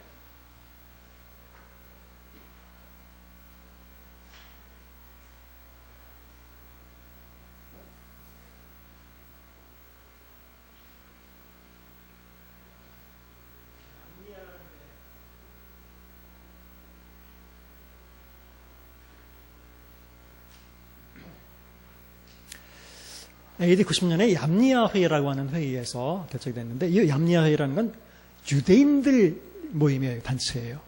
아까 제가 유대인들은 기독교를 이단으로 언제 정죄했냐면 한 80년 정도쯤에 정죄했다라고 말씀드렸어요. 이건 순수하게 유대인들이 뭉쳐서 그때 회의에서 완전하게 구약을, 정경을 결정했어요. 그때 결정한 구약이 우리 지금 가지고 있는 39권 구약이에요. 근데 사실 이때도 구약 외경들이 있어서 기독교인들은 외경들도 읽고 그랬어요. 근데 아마 어떤 사람들은 그렇게 생각을 하기도 해요. 기독교인들이 자꾸 외경을 읽기 때문에 유대인들이 모인 정경 결정에서는 그 구약 외경은 빼버렸다, 뭐 이런 말도 하는데, 이 외경들은 주로 구약 외경들은 우리가 뭐 토비서, 유디서, 뭐 마카베오서 뭐 이런 거 있잖아요. 그런 구약 외경들은 주로 조금 시기가 이제 늦은 중간시대 때처럼 쓰인 게 많고, 그 다음에 대부분 헬라어로 쓰였어요. 원래 구약은 히브리어로 쓰였죠. 여러분 아시죠? 구약은 히브리어로 쓰였고, 일부는 아람어로 쓰였어요, 구약이. 근데 헬라어로 쓰였다는 거는 벌써 이제 후대에 내려왔다는 것이고, 헬레니즘 영향을 받았다는 얘기인데, 그래서 어쩌면 그런 이유 때문에도 유대인들은 그 구약 외경을 배제했던 것 같아요. 어쨌든 39권만 인정을 했어요. 근데 기독교에서 이제 신약을 결정할 때는 이제 나중에 거기 나와 있지만 AD 397년이나 돼서 신약이 결정됐습니다. 굉장히 늦죠. 신약 성경은 우리가 알기에 아까 요한계시록이 AD 100년쯤에 완성됐다고 봤는데 신약 정경을 실제로 결정한 거는 397년, 그러니까 한 300년이나 지난 다음에 결정을 했어요. 이것이 좀 쉽지 않죠. 오랫동안 쓰였다는 거예요. 또 다른 말로 하면 그 얘기는 300년 동안 소위 뭐라 그러냐, 베타 버전을 거쳐서 그러니까 검증받았다는 걸 수 있는 거예요. 교회에서 검증했다는 거예요. 그래서 교회에서 검증된 책이 결국은 정경으로 인정됐다는 얘기죠. 그 얘기일 수도 있어요. 그것은 두 가지가 다 가능해요. 그래서 보통 정경이 결정되는 결정의 원리는 보통 이렇게 그냥 사도성, 뭐 영감성, 보편성 이런 얘기를 해요. 근데 이거는 그 사람들이 뭐 우리 세 가지 기준을 놓고 정하자 뭐 이렇게 해서 했다는 게 아니라 우리가 볼 때 아마 이런 게 작용했다라고 이제 추정하는 겁니다. 사도성이라는 건 말 그대로예요. 예수님의 사도가 기록한 책이라면 이것은 분명히 우리가 성경으로 받아들일 수 있다라는 거예요. 그래서 아까 제가 마가복음이 가장 복음서 중에서는 먼저 쓰였다고 우리가 보통 받아들이는데 마태복음이 제일 먼저 나오잖아요. 이유는 아마 뭐 그런 이유일 거예요. 마태, 마가, 누가 중에서 사도는 마태밖에 없어요. 마가는 사도가 아니에요. 사도 중에 한 사람이 아니잖아요. 누가도 사도 중에 한 사람이 아니에요. 누가는 아예 오히려 이방인이고, 그러니까 마태복음은 마태가 사도라고 우리가 얘기했기 때문에 제일 먼저 아마 나왔을 가능성이 많다는 거예요. 어쨌든 간에 이 사도가 쓰였느냐 가장 중요하고, 썼느냐. 사도가 쓰지 않았으면 그 다음에는 사도의 제자가 썼든지 사도를 따라다니던 사람이 썼든지 뭐 어쨌든 이것이 이제 우선순위가 됐을 가능성이 많다라는 거예요. 누가는 바울을 따라다녔죠. 그렇죠? 아마 마가도 만일 그 마가가 요한 마가라고 한다면 초기에 바울 전도 여행할 때 따라다녔던 사람일 가능성이 많아요. 어쨌든 간에 이렇게 이제 연관성이 있느냐 이런 걸 보는 거예요. 그 다음에 영감성. 이거는 그냥 사람들이 하는 얘기지 뭘 기준으로 영감받았느냐 하면 영감받았느냐를 우리가 판단해요. 이건 과학적인 무슨 뭐 객관적인 판단이 있을 수가 없어요. 이거는 오히려 사도가 썼으면 영감받았다고 보는 거예요. 그러니까 이거는 같이 따라오는 것이고, 그 다음에 세 번째 보편성이라는 것은 벌써 성경이 끝난 지 거의 한 300년이 흘렀잖아요.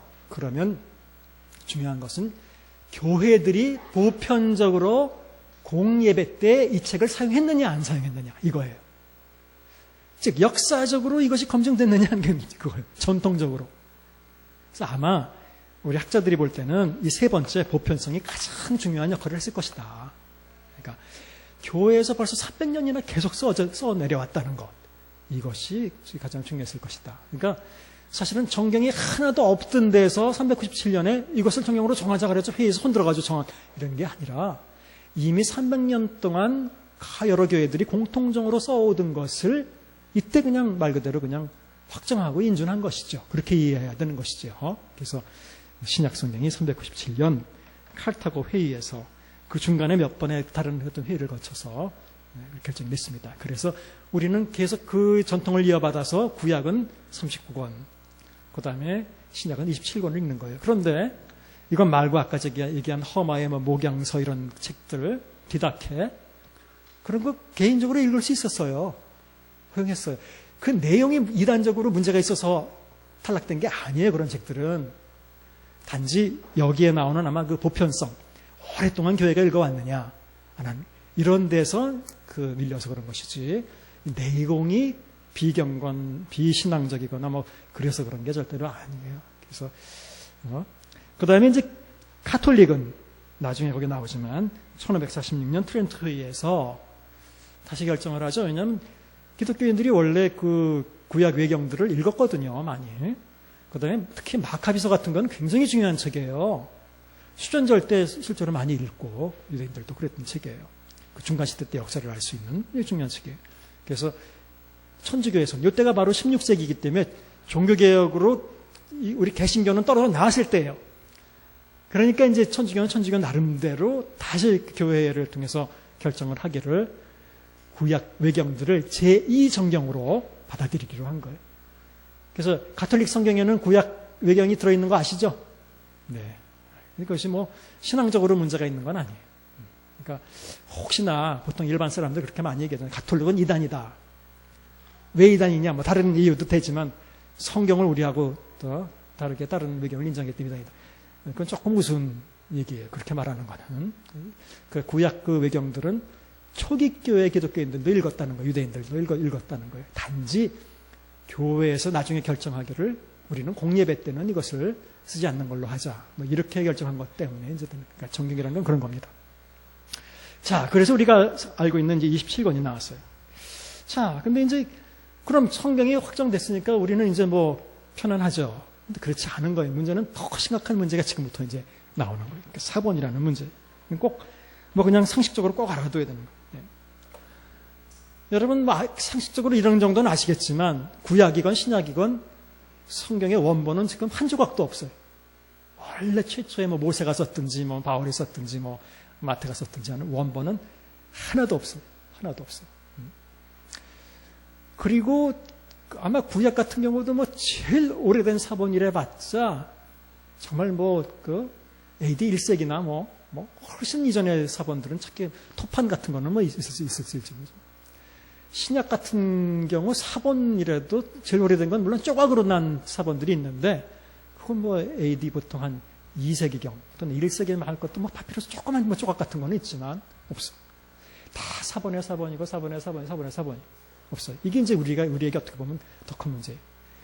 여러분들은 성경의 뭐 1.1획도 이 문제도 때 나오는데 1.1획도 뭐 틀리지 않고 완전하다. 이게 이제 우리의 신앙인데 이건 이상적인 얘기예요, 지금. 성경을 원본을 전제로 할 때 그렇게 말해야 되는 거예요. 그렇죠? 근데 우리는 원본이 없고 다 사본들을 종합해서 학자들이 이것이 원본일 것이다 라고 재구성해낸 것을 원본으로 우리가 추정하고 그것을 또 우리말로 번역한 성경을 가지고 여러분들이 뭐 이것이 완전하다 이렇게 생각한다면 그건 굉장히 좀 잘못된 생각이에요. 완전하다는 개념을 조금 바꿔야 되는 거예요. 이건 조금 이따 다시 말씀드릴게요. 어쨌든 이 사본 문제는 그렇게 뭐 자세하게 안 말씀드리고 여기 뭐 써놨으니까 그래서 실제로 보면 원본이 없고 또 사본들 중에 그 많은 사본 한 6,000종 가까이 되는 신약 사본 중에서 완벽하게 일치하는 사본 하나도 없어요. 이것이 문제예요. 네, 그렇죠. 사본은 다 차이가 나요. 또 하나의 문제는 사본이라는 거는 보니까 6,000개가 있다는 게 중요한 게 아니에요. 쓸만한 게 있어야죠. 그렇죠? 보니까 95% 이상이 다 거의 9세기 이후의 사본이고 그 중에도 이제 그 여러분 여기 읽어보시면 있겠지만 사본들을 이렇게 분류를 해요. 분류를 하는데 지역 본문으로 분류를 합니다. 사본들은 우리가 그 중에 이제 한 가지만 말씀드리면 여기 나오지만 비잔틴 타입의 본문이 이제 제일 문제가 있다고 하는 본문이에요. 그게. 근데 95%가 다 비잔틴 타입의 본문이에요. 그러니까 가치가 떨어지는 본문이라는 거예요. 그러니까 많다는 게 중요한 게 아니라 그 중에 어떤 게 가치 있는 사본이냐라는 게 이제 중요한 거예요.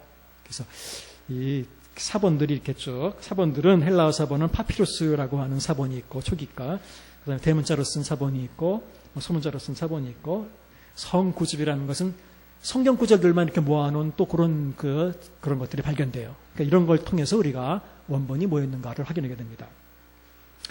그다음에 초기에 번역본들이 있어서 우리도 그렇잖아요.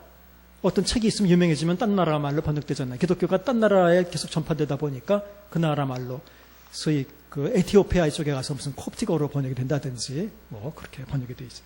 그런 것도 수집을 해서 그다음에 교부들의 저술이라는 것은 우리가 잘 아는 뭐 2세기, 3세기, 4세기 교부들이 저술을 할 때 성경을 인용하잖아요. 우리 그 인용한 걸 잘 보면 성경의 원문이 어땠는지를 확인할 수 있잖아요. 이런 걸 통해서 학자들이 본문을 재구성해내게 되는 거예요. 그런 본문의 재구성을. 자, 그 세 번째 여기 이제 넘겨가서 7쪽에 세 번째에 보시면 신약 성경은 지역적인 특성을 지닌 본문들로 달라진 것이 문제였다. 아까 말씀드린 비잔틴 타입의 본문이라는 게 이제 문제예요. 거긴 써놨는데, 자, 기독교가 로마의 국교가 되면서 좋잖아요, 그렇죠? 로마의 힘으로 기독교가 전파되고 정리될 수 있었으니까. 근데 잘 이해하셔야 돼요. 왜냐하면 이렇게 아주 쉽게 설명을 해드릴게요. 제가 옛날에 강의할 때에 학생 중에 경상도 사투리를 아주 심하게 쓰는 학생이 있었는데 그 학생이 질문하면 좀 못 알아들어요. 진짜로.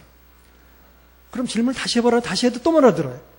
그러면 옆에서 누가 통역을 해줘서 제가 그 다음에 알아들었는데 그래서 왜 이렇게 사투리를 쓰냐 좀 바꿔라 했더니 참 아쉬워하더라고요. 이게 우리가 통일 신라 시대로 계속 왔으면 자기 말이 표준말이었을 텐데 그러니까 이제 그거죠.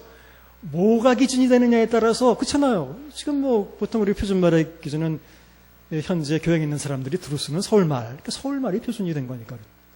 잘 모르겠지만 미국에서는 표준말이라는 그렇게 정의를 그렇게 해놓 뭐 뉴욕에서 쓰는 뭐 이렇게 안 하는 것 같아요. 그런 말 못 들었어요 제가.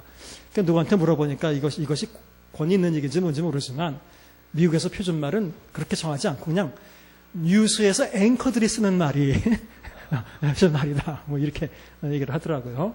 어쨌든 간에 지역 본문 얘기를 하기 위해서 그런 얘기를 하는 거예요. 자, 로마가 중심이 되어서 국교를 만들었다는 것이 이점이 참 많았지만 사실 단점은 어떻게 보면 로마를 중심으로 한 본문들이 마치 표준 본문인 것처럼 자기네들 중심의 본문이 표준화가 되어버렸다는 거예요. 이것이 오히려 많이 본문을 이렇게 흐트러지게 만들었다는 거예요. 그래서 대부분의 본문들이 9세기 이후의 본문들이 다 95%가 이 타입 본문이에요. 여기서 이것을 해결하는 작업을 했기 때문에. 그러니까 좋은 점도 있고 나쁜 점도 있어요. 이런 것들을 지금 우리는 거꾸로 학자들은 추적해서 더 정확한 본문을 찾아내려고 노력을 하고 있죠. 자, 그래서 세 번째, 이거 번호가 틀렸네. 네 번째, 20세기에 들어서 많은 사본이 발견되고 사본을 분류해서 평가해서 원문을 추적해 제공해내는 학문이 꽃을 피우면서 헬라어 신약 성경이 나오게 되었습니다. 그래서 사실은 우리가 가지고 있는 여러분들이 지금 읽고 있는 성경의 원본이 된 헬라어 성경은 이런 20세기 학자들의 연구의 산물이에요. 우리는 100% 그 사람들에게 의존하고 있는 겁니다. 죄송하지만 그런 거예요. 그 사람들이 재구성해낸 본문을 원문이라고 정하고 읽고 들어가고 있는 겁니다. 이건 뭐 그 사실이기 때문에 제가 이거는 말해도 이거는 무슨 견해가 아니라 이건 이제 그냥 사실이에요. 그래서 그런데 이것 때문에 이제 걱정을 하실 사람들도 있는데 그럼 우리 본문이 정확하지 않다면 이거 어떻게 된 것이냐. 하지만 거기 써 있지만 현재 나타나는 본문의 차이라는 게 뭐 예수님은 하나님의 아들이다 그랬는데 어떤 본문에는 하나님의 아들이 아니다. 이런 게 아니라는 거예요. 뭐 어떤 건 관사가 하나 들어가기도 하고 어떤 거는 거기에 꾸미는 표현이 하나 더 들어가기도 하고 해서 본질적인 성경의 내용에 타격을 주는 그런 건 없다는 거예요. 그러니까 약간의 어떤 표현법의 차이지. 그래도 기분은 나쁘죠. 그렇죠? 이런 것도 없으면 더 좋을 텐데.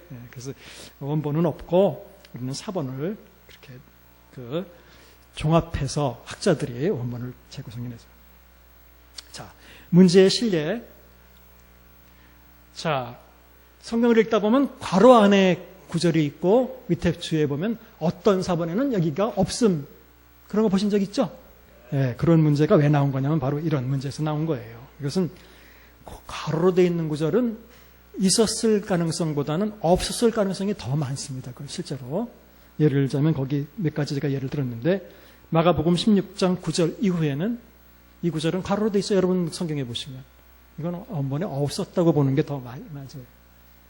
그렇지만 어떤 다른 사본에도 있으니까 이걸 집어넣는데 또 이 부분을 빼면 이상하게 끝나요. 여자들이 전도도 못하고 가서 얘기하라 그랬는데 그냥 무서워서 벌벌 떨고 있었다. 그걸 끝나버려요. 그러니까 이상하다. 우리가 영어로 abrupt ending이라고 하는데 너무 갑자기 급작스러운 어떤 종말을. 그래서 이제 이런 문제는 원본에 없었을 가능성이 훨씬 더 많기 때문에 이런 구절은 교리적으로 사용하지 않는 게 좋다라는 거예요. 이거 굉장히 중요한 거예요. 실제로. 근데 왜 이게 중요하냐면 마가복음 16장 9절 이후에 보시면 여러분들 믿는 자에겐 이런 표적이 따르느니 이거 뭐 새 방언을 말하며 뭐 뱀을 집어도 해를 당하지 않고 독을 마셔도 해를 당하지 않고 뭐 이런 얘기 나오죠. 이런 거는 교리로 적용하기가 어렵다는 거예요. 원본에 없을 가능성이 이건 많은 거죠. 이건 조심하시라는 거예요. 원본에 있었다고 해도 이런 것을 교리로 만들기는 쉽지 않아요. 그러니까 앞으로 간단하게 말씀드리겠지만 어떤 게 하나의 교리로 되려면 어떤 구절 한 구절에 있는 걸 가지고 교리를 만들 수는 없는 거예요. 성경 전체가 여기에 대해서 지지해 주어야 그걸 우리가 교리로 만들 수 있는 거예요. 이건 아주 중요한 거예요. 여러분들 이단들 다 성경 사용하죠. 다 성경 근거를 가지고 있죠. 바로 그런 거예요. 거긴 그 사람들은 구석에 있는 어디 한 군데 나오는 걸 가지고 교리로 만들기 때문에 이런 건 있을 수 없어요. 이런 데 문제인 거예요. 이게 성경 해석하는 하나의 원리 중에 하나예요. 이것은 어떤 구절, 한 구절에 있는 걸 가지고 교지를 만들 수는 없다는 거예요. 이거는. 특히 이 구절은 원래 원본에 없어요. 그 다음에 여러분들 맨날 하는 주기도문에 나라와 권세와 영광이 아버지께 영원히 싸움나이다. 아멘. 이 구절 여러분들 성경에도 가로로 돼 있을 거예요. 이거 헬라어 성경에는 아예 안 나와요. 그러니까 우리가 습관적으로 그냥 해왔기 때문에 우리가 하고 있는 거예요. 이것을 외우는 거는. 네. 그 다음에 베데스다 연못. 하지만 이걸 뭐 한다고 해서 문제가 있는 건 아니에요. 이게 뭐 잘못된 말씀이 아니잖아요. 이런 말씀, 이건 문제가 없어요. 이런 건. 우리가 사도신경은 좀 사실 내용적으로도 문제가 있긴 있어요. 있지만 안 하는 이유는 뭐 내용 때문이 아니라 우리는 뭐 성경이 없기 때문에 그냥 안 하는 건데. 네. 그 다음에 베데스다 연못에 천사가 내려와서 물이 동하는데 먼저 들어가는 사람이 낫는다. 우리가 읽어봐도 이건 좀 이상하죠. 아니, 아무리 성경에 나오는 이야기인데 선착순으로 먼저 들어가면 낫는다. 이게 말이 안 되잖아요. 어떤 이런 이야기가 괄호로 돼 있어요. 이것은 원래 원본에는 없었을 가능성이 많다. 또 요한복음의 음행 중에 사편, 뭐 이런 이야기들, 여러분들이 이제 성경을 읽으면서 잘 한번 보세요. 괄호로 돼 있고 어떤 사본에 없음 이렇게 돼 있으면 그거는 원본에 없었을 가능성이 더 많은 구절이다 이렇게 이해하시면 돼요. 두 번째, 몇 절 없음 이 문제, 바로 이게 이제 문제인데 이 뒤에도 나오지만 신약 성경에 이 얘기는 제가 앞으로도 많이 하는데 원래 신약 성경에 장절이 없었어요. 구약도 없었고. 근데 미리 말씀드리지만 장절 없는 게 훨씬 더 여러분들에게는 사실 더 좋아요. 옛날 사람들이 성경을 장절 없었을 때가 훨씬 더 잘 알았을 거예요. 왜냐? 어떤 거죠? 요한복음 3장 16절 찾으려면 19면 딱 찾지만 그때는 앞뒤의 내용을 다 알고 있어야 찾을 수밖에 없어요. 아, 이거 다음에 무슨 사건 나오고 뭐 다음에 뭐 나오고 그래야 찾지, 그렇지 않으면 못 찾잖아요. 그렇죠? 그때가 더 좋았죠. 왜냐하면 쭉 이어서 다 알잖아요. 성경을. 근데 오히려 지금 문제예요. 이어서 알질 못해요. 그 구절만 하나 딱 찾는 건 찾는데 편리하게 해줬지만 사실은 이게 더 좋지 않아요. 성경을 해석하는데도 이게 사실은 별로 더 좋지 않아요. 그러니까 절을 다 끊어놨어요. 다 끊어놨어요. 근데 어쨌든 어떤 절이 없음. 그래서 성경 장은 한 13세기쯤에 장을 나눠놓고 사람들이 한 거예요. 나중에 편하게 하기 위해서. 절은 16세기에 스테파노스라는 사람이 헬라어 성경을 만들면서 사판에서 절을 구분해놨어요. 근데 그 사람이 절을 나누는데 들어있었어요. 이 구절이. 그러니까 마가복음 9장 44절, 46절 뭐 뒤에 있는 구절이. 근데 그때는 왜 들어있었느냐? 그때는 아직 소위 본문유평이라는 비평도 없었고 세상에 신약, 이 사람들이 참고한 신약 사본이 거기 나온 대로 10개 정도 사본, 자기네들이 구할 수 있는, 옛날이기 때문에 구할 수 있는 사본만 가지고 했어요. 성경을 그래서 재고생낸 거예요. 그러다 보니까 그 사본들은 모두 늦은 시기 것이었다. 아까 제가 비잔틴 타입 본문이라 그랬죠, 대부분. 그러니까 그 나중에 사본들에는 이게 들어있는 건데 이 사람들은 그것만 보고 성경을 재구성해서 만들었기 때문에 그 절이 들어있었다는 거죠. 그때는. 그런데 이제 20세기 돼서 19세기 이후 돼서 지금처럼 한 6,000개의 5,700여 개의 사본들이 발견되고 그것들을 종합해서 잘 연구해 보니까 이 사람이 그때 사용했던 사본은 훨씬 후대 사본으로서 그때는 들어있던 거리지만 원본에는 없는 구절이었다는 거예요. 그래서 없음이라고 그렇게 표시를 한 거예요. 절 구분은 이미 그때 이루어졌으니까 절 구분을 다시 하지는 않고, 그래서 여러분 그걸 이해하시면 되고. 그 다음에 이제 또 재미있는 이야기가 있는데 이건 길게는 설명 안 할게요. 마태복음의 두 아들의 비유를 보시면 여러분들이 혹시 관심 있는 분들은 이걸 아마 영어로 성경을 읽어보신 분들은 참 이상하다 그럴 거예요. 우리말 성경에는 큰 아들이 먼저 가겠습니다. 예 하고 그래 놓고선 안 갔다. 그 다음에 작은 둘째 아들은 가는 주인이 얘기하니까, 아버지가 얘기를 하니까 안 하겠습니다. 그랬다가 가게 됐다.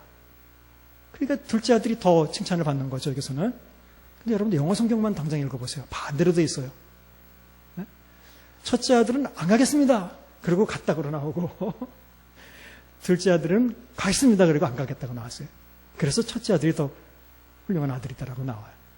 완전히 달라졌죠? 그렇죠? 근데 우리말 성경 중에 특히 개혁 성경, 개혁 개정판 같은 경우가 이걸 이렇게 해놓고 있어요. 이게 후대 사본 이야기예요. 그리고 원래 오래된 사본, 오리지널에 더 가까운 사본은 아까 얘기한 대로 영어 성경처럼 그렇게 되어 있는 게 원래 사본이에요. 그런데 조금 황당하긴 하지만 내용으로 볼 때는 사실 메시지나 이건 똑같아요. 그렇다고 변한 건 없어요. 그렇죠? 안 가겠다 그렇지만 나중에라도 간 게 잘한 거다라는 거죠. 그러니까 가겠다 걸고 안 간 것보다는. 하지만 이런 게 있어요. 이런 것도 결국 사본 문제 때문에 일어나는 일이다라는 거예요. 혹시 여러분들이 나중에 성경을 읽다가도 이런 게 부족하면 이런 문제 때문에 그런 것이다라고 아시면 됩니다. 그 다음에 원어 성경 가지고 이제 결국 사람들이 번역을 하기 시작했는데 번역 성경들이 어떻게 나오게 되었는가.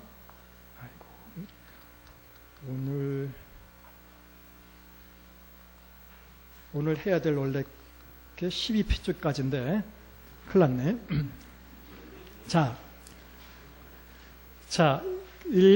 첫째, 제일 처음에 어떻게 보면 번역된 성경은 BC 3세기부터 있었던 이집트 알렉산드리아에 있던 70인역이 굉장히 중요한 책이에요. 실제로 여러분들 바울 서신 쓸 때 바울이나 마태나 이 신약 성경 기자들은 다 성경을 헬라어로 썼어요. 유대인들이지만 그 사람들이. 성경책을 히브리 성경을 보질 않고 대부분 70인역이 번역된 성경을 썼어요. 또 이것 때문에 전도하기도 굉장히 쉬웠죠. 바울이 전도했던 모든 이방인들은 다 헬라어를 쓰던 사람들인데 그 사람들에게 구약 성경이 이미 헬라어로 번역된 구약 성경이 있으니까 얼마나 좋아요. 그렇죠? 그래서 벌써 이 시대 때 70인역 구약 성경이 있었다. 그 다음에 405년에 AD 405년에 제롬이 구약을 라틴어로 번역했다. 그리고 15세기 중엽에 인쇄술이 발달된 다음에 1455년 최초로 라틴어 인쇄 성경이 나왔습니다. 그래서 헬라어 성경은 1516년에 최초로 인쇄된 헬라어 성경이 나왔고 에라스무스에 의해서. 근데 중요한 것은 이때 이 사람이 참조할 수 있었던 사본이 5에서 6종밖에 없어요. 자, 지금 대강 몇 천종이라 그랬죠? 6천종, 5,700여 종, 6천종, 대강. 근데 5개에서 6개의 사본이. 그리고 이것도 다 늦은 사본. 그러니까 어떤 부분은 없었어요. 계시록의 마지막 6구절은 사본은 이 사람이 가진 사본 안에 없었어요. 그래서 어떻게 했냐면 라틴어를 거꾸로 헬라어로 번역해서 집어넣었어요. 얼마나 재밌는 얘기, 웃기는 얘기예요. 그렇죠? 그 시대는 그런 시대였다는 거예요. 그 다음에 아까 말씀드린 1550년에 스테파누스가 최초의 그 사본들을 비교해서 피평판을 했는데 이때 한 10개 정도 사본. 베자라는 사람이 비슷하게. 그 다음에 1633년 엘즈비르 형제, 이게 중요한데, 이거는 중요해요. 공인본문이라고 한 10개 역시 사본을 가지고 이걸 헬라어 성경을 내면서 앞에 서문에다가 뭐라고 썼냐면 우리는 드디어 소위 인정된, 수용된, 공인된 본문을 갖게 되었다. 자기가 그렇게 쓴 거예요. 자기가. 이 형제가 헬라어 성경을 쓰면서. 누가 인정해 주지도 않았는데. 그래서 그때부터 이것을 거기 나온 대로 라틴어로 텍스투스 레케투스라고 우리가 얘기하는데 그래서 공인본문처럼 실제로 돼버렸어요. 그때. 이게 굉장히 중요해요. 이게. 왜냐하면 그 이후에 거의 이 시대 때에는 그 이후에 그 성경이나 이런 데는 이 한계를 벗어나질 못했어요. 실제로. 이 본문의 한계를. 그러니까 본문이 원래 원본이 열악하다는 거예요. 왜 이 말씀을 드리냐면 이제 그 영어 성경을 가보시면 이거 쭉 보시면 그냥 아시겠고 넘어가 보시면 영어 성경 9쪽에 보면 영어 번역본 중에 킹 제임스 이게 문제가 1611년부터 이렇게 쭉 이렇게 나온 건데 이 킹 제임스 버전이 나올 당시에 이 영어 번역의 원본이 되었던 헬라어 번역이 주로 이 아까 텍스투스 레케투스 그 엘즈비르 형제가 했던 그 사본하고 거의 똑같은 거예요. 왜? 그 시대 거의 비슷한 시대라네. 그렇죠? 자, 사본 한 10개 가지고 만들어 놓은 아주 열악한 원본이라는 거예요. 그래서 영어 번역을 아무리 훌륭해봤자 그걸 번역한 영어 본문, 원래 본문, 헬라어 본문 자체가 좀 열악한 본문인데 어떻게 되겠어요? 그렇기 때문에 현대에 와서는 영어 성경 중에서는 킹 제임스는 읽지 말라라고 하는 이유가 이제 그래서 그러는 거예요.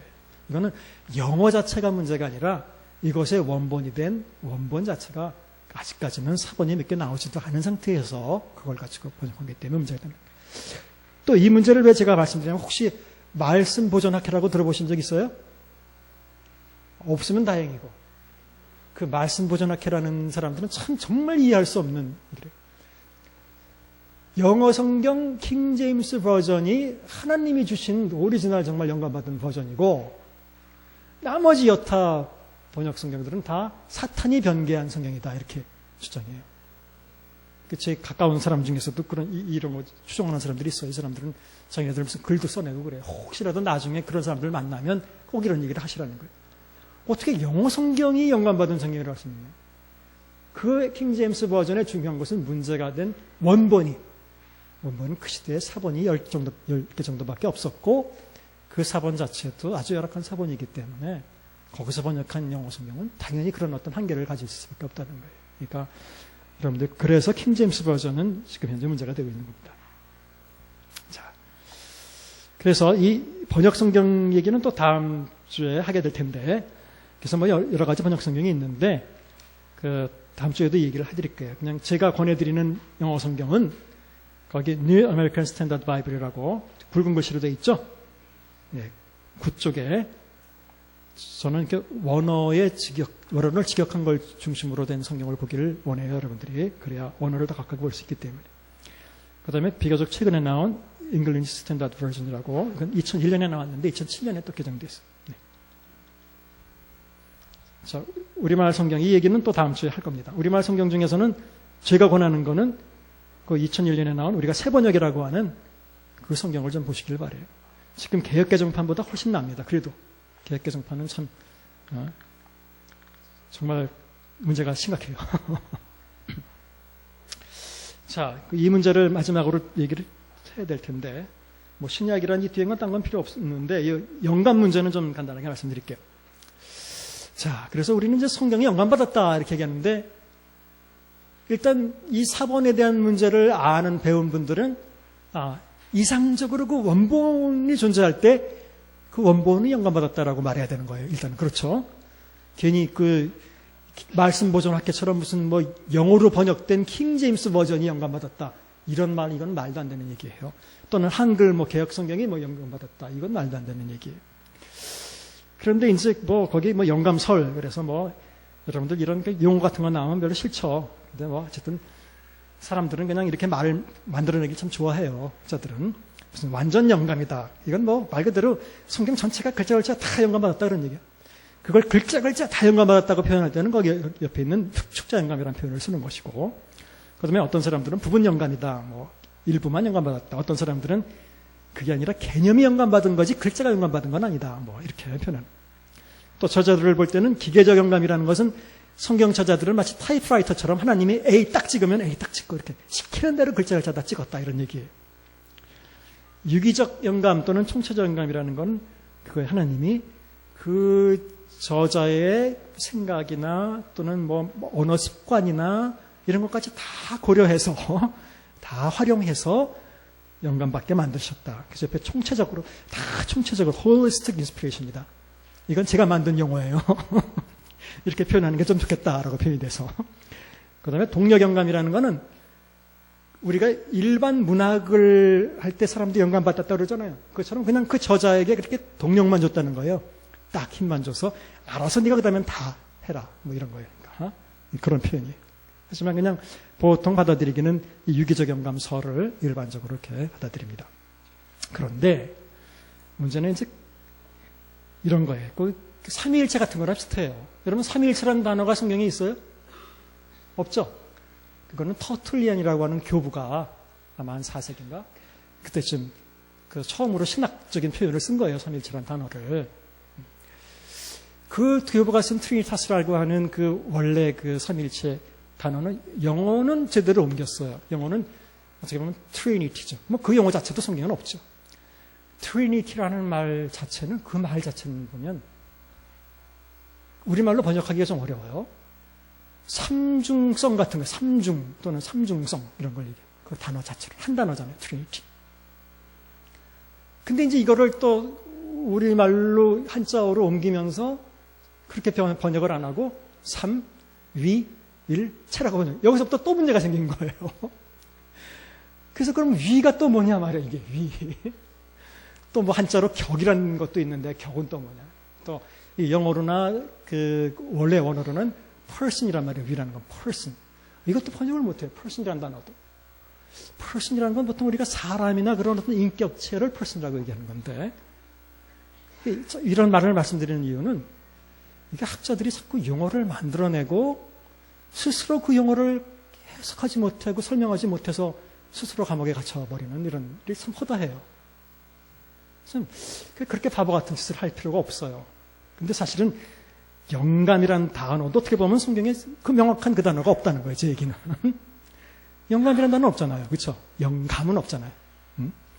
단지 감동이라는 단어가 우리말에 거기 나온 대로 8번 나오지만 원어 성경에는 감동이라는 단어가 한 번도 안 나와요. 이게 이제 문제인 거죠.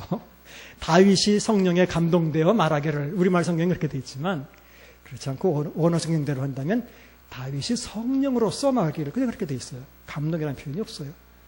그러고 보니까 감동이라는 단어가 안 나오는 거네 그러면.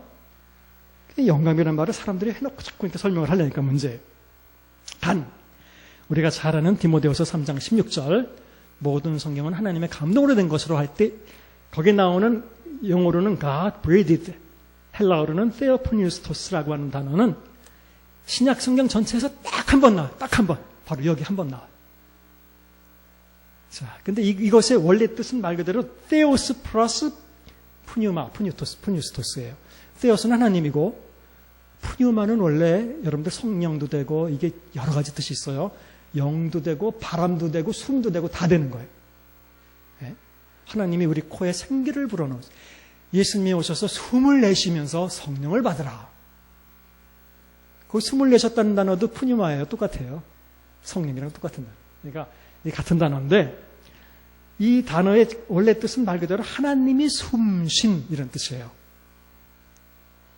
그대로 번역한다면 그러니까 우리 식으로 영감 이런 게 아니에요. 영감이 아니에요. 영으로 감동됐다 이런 뜻이에요. 하나님이 숨셨다는 뜻이 훨씬 더 좋잖아요. 이런 표현이 영감설 영감이라고 해놓고선 그걸 설명하느라고 또 고생하는 거 안 해도 되고 하나님이 숨셨다.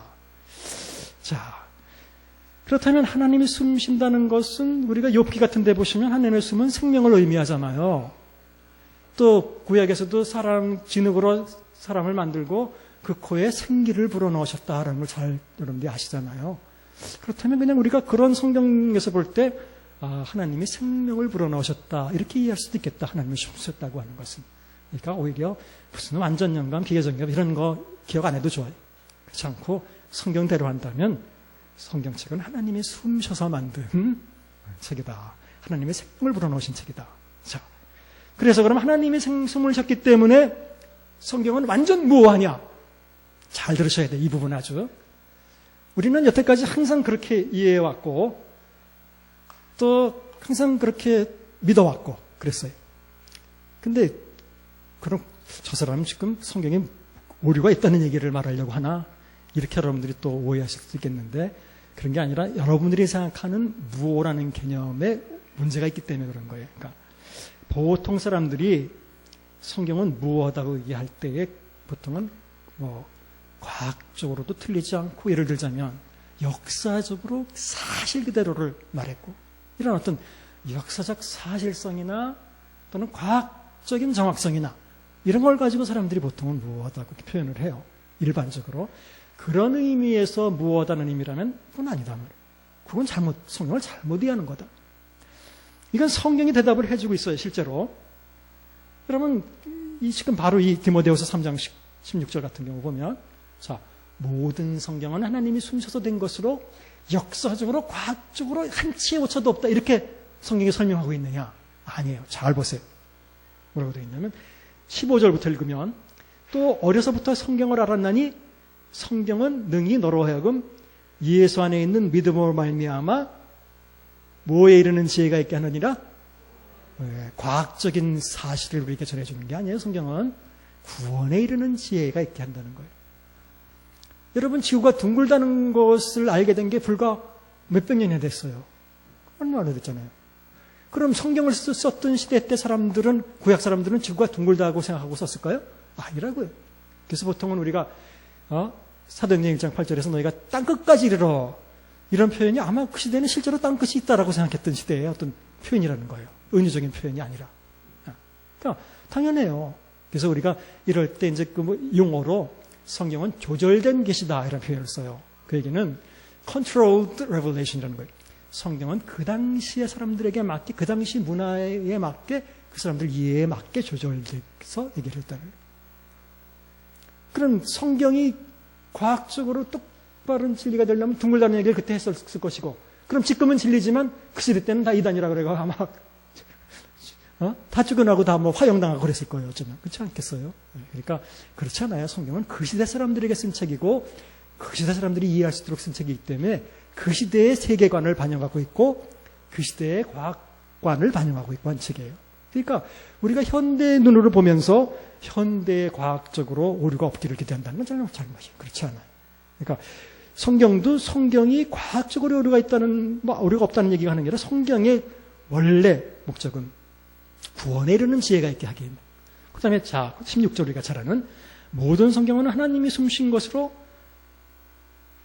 과학적으로나 역사적으로나 1.1핵도 틀린 게 없다 이렇게 써 있지 않고 교훈과 책망과 바르게 함과 의로 교육하기에 어떻게 하다고요? 유익하다. 이 유익하다라는 게 사실은 수로예요. 이게 중요한 거예요. 그래서 지금 바울이 디모데를 향해서 쓴 이 책에서마저도 성경 영감을 말하게 된 이유는 성경은 하나님이 숨신 것으로서 유익하다는 얘기를 하려고 하는 것이지 한치의 오차도 없다는 얘기를 하려고 하는 게 아니라는 얘기예요. 잘 보세요. 그러니까 성경적인 영감의 정의는 성경은 그런 식으로 접근하지 않고 성경은 사람을 교훈과 책망과 바르게 함과 의를 교육해 유익하단 말이에요. 그 다음에 17절 이는 하나님의 사람으로 온전하게 하며 모든 선한 일을 행할 능력을 갖추게 하려 함이라. 모든 선행을 위해서 준비되도록 사람을 완성시키기에 충분한 책이다라는 거예요. 아시겠죠? 그래서 실제로 성경이 강조하고 있는 영감이라는 단어조차 나오지 않을 뿐 아니라 성경이 강조하고 있는 실제의 영감의 어떤 문제는 성경은 하나님이 숨신 책이기 때문에 무오하다, 틀리질 않았다 이런 문제가 아니라 거기에 나온 대로 유익성과 능력을 강조하고 있단 말이에요. 오히려 지혜가 있고 구원에 이르는 가르침과 책망과 바르게 함과 이렇게 살도록 훈련하도록 유익하고.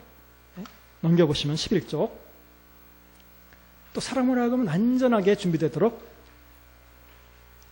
할 수 있는 능력이 있다라는 거예요. 그래서 다시 말씀드리지만 영감이라는 단어는 성경에 안 나온단 말이에요. 죄송하지만 성경적으로 어떻게 영감을 정의한다면 바로 이 디모데후서 3장 16절밖에 없는데 물론 이것은 구약에 대한 이야기고 일단은 쉽게 적용시킬 수 있어요. 하지만 하나님이 숨겼다는 이 표현은 단순히 무오하다, 정확하다 이런 의미가 아니라 오히려 이렇게 사람을 구원에 이르게 하고 갖추게 하고 사람을 책망하고 교훈하는데 진짜 그런 면에서 완전하고 무오한 책이다라고 여러분들이 생각하시면 되는 거예요. 그럼 이제 무오성 부분에 나와서 여기까지만 하고 이제 오늘은 끝날 겁니다. 자, 그런 면에서 이걸 잘 보셔야 돼요. 성경의 무오성은 역사적, 과학적 의미의 무오성을 의미하지 않는다는 거예요. 이게 오해하지 마시라는 거예요, 이거. 왜냐하면 실제로 우리가 앞으로 복음서를 대조서를 통해서 비교하겠지만 네 복음서 서술마저도 일치하지 않아요. 시간적으로도 어떤 건 일치하지 않고 인물도 일치하지 않고 말씀하신 예수님 말씀하신 것도 다 달라요. 여기서 마침 역사적인 어떤 사실성 같은 것들, 세부적인 이런 것들을 찾으려고 한다면 여러분들은 이미 찾을 수 없어요. 그럴 수도 있어요. 그러니까 그런 의도로 기록한 게 아니라는 거예요. 진리가 반드시 역사적, 과학적 사실에 근거하는 것은 아니다라는 거예요. 성경이 제시하는 진리의 성격은 다르다. 여호와는 나의 산성이시요 나의 구원의 뿌리시다. 사실이 아니죠. 여호와가 어떻게 산성이고 뿌리 아니죠. 여호와는 은유적인 표현이죠. 하지만 그건 진리죠. 그렇죠? 어떤 진리가 되는 거예요. 그러니까 꼭 역사적, 과학적 사실 가지고 그런 건 아니다 말이니까. 성경은 하나님이 원하시는 사람들의 삶, 즉 하나님의 왕국이나 구원에 대해서 진리지 과학적 진리를 제시하는 과학 교과서가 아니다 말이에요. 진리는 비유나 비유적 표현 속에서도 존재하며 다양한 형태로 표현되게 됩니다. 한 가지 말씀드립니다. 여러분 마태복음에 보면 열 처녀의 비유가 나오죠. 그러면 여러분들 역사적으로 열 처녀가 존재했어야만 돼요? 열처녀가 혹시 없었다면 여러분들 성경 거짓말이에요? 아니죠. 열처녀가 역사에 있었든 없었든 상관없죠. 왜? 그건 비유니까. 그러니까 비유를 통해서도 진리는 전달되잖아요. 꼭 그것이 역사적 사실이어야 전달되는 건 아니잖아요. 어리석은 부자에 비유해서 어리석은 부자가 역사적으로 존재했다.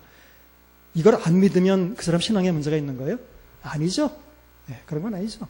그러니까 참 우리의 생각에서 자꾸 우리는 역사적, 과학적으로 이게 모르고 이런 쪽으로 접근해 들어가는 것은 옳지가 않은 거예요. 성경은 그렇지 않은 부분들이 전혀 상관없이 성경은 어떤 메시지로서 진리이지 이렇게 역사적, 과학적 진리가 아니에요. 그런 면에서 두 번째, 성경이 과학적으로 오류가 없다는 것을 증명하려는 노력은 오히려 성경의 진리성을 파괴할 수 있다. 창조과학회 같은 경우가 사실은 별로 저는 권장하지 않아요. 여러분. 이건 그냥 이과 공부하고 이런 거 물리학 같은 공부한 사람들이 자기 입장에서 나름대로 그냥 변증해 보려는 노력인데, 여러분 과학적으로 성경을 입증해서 옳으면 옳은 거예요? 그럼 기준이 뭐예요? 과학이죠. 반대로 됐어요, 뭔가. 그건 정말 잘못된 거예요. 또 여러분들 과학하시는 분들도 알겠지만 과학조차도 이제는 지금 절대적이지 않아요. 과학적인 진리조차도. 또 앞으로 10년 후에 20년 후에 또 과학도 바뀔 수가 있어요.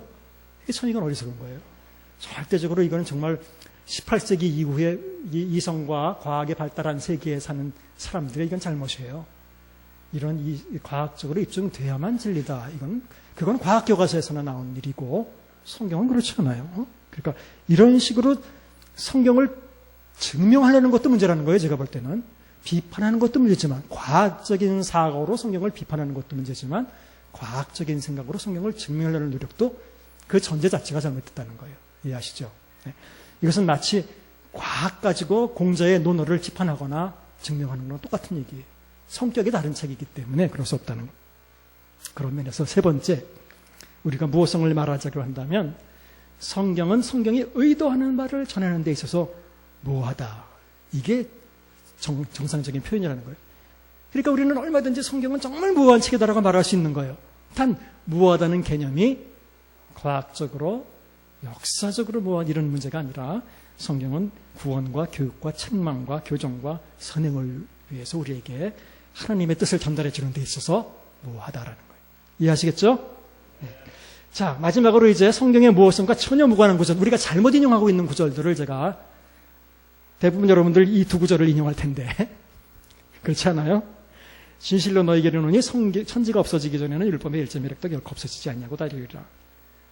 이거는 마태복음에서 자, 나는 율법을 폐하러 온 것이 아니라 율법을 성취하기 위해서 왔다. 예수님이 그렇게 말씀하셨죠? 그 구절에 대한 이야기예요.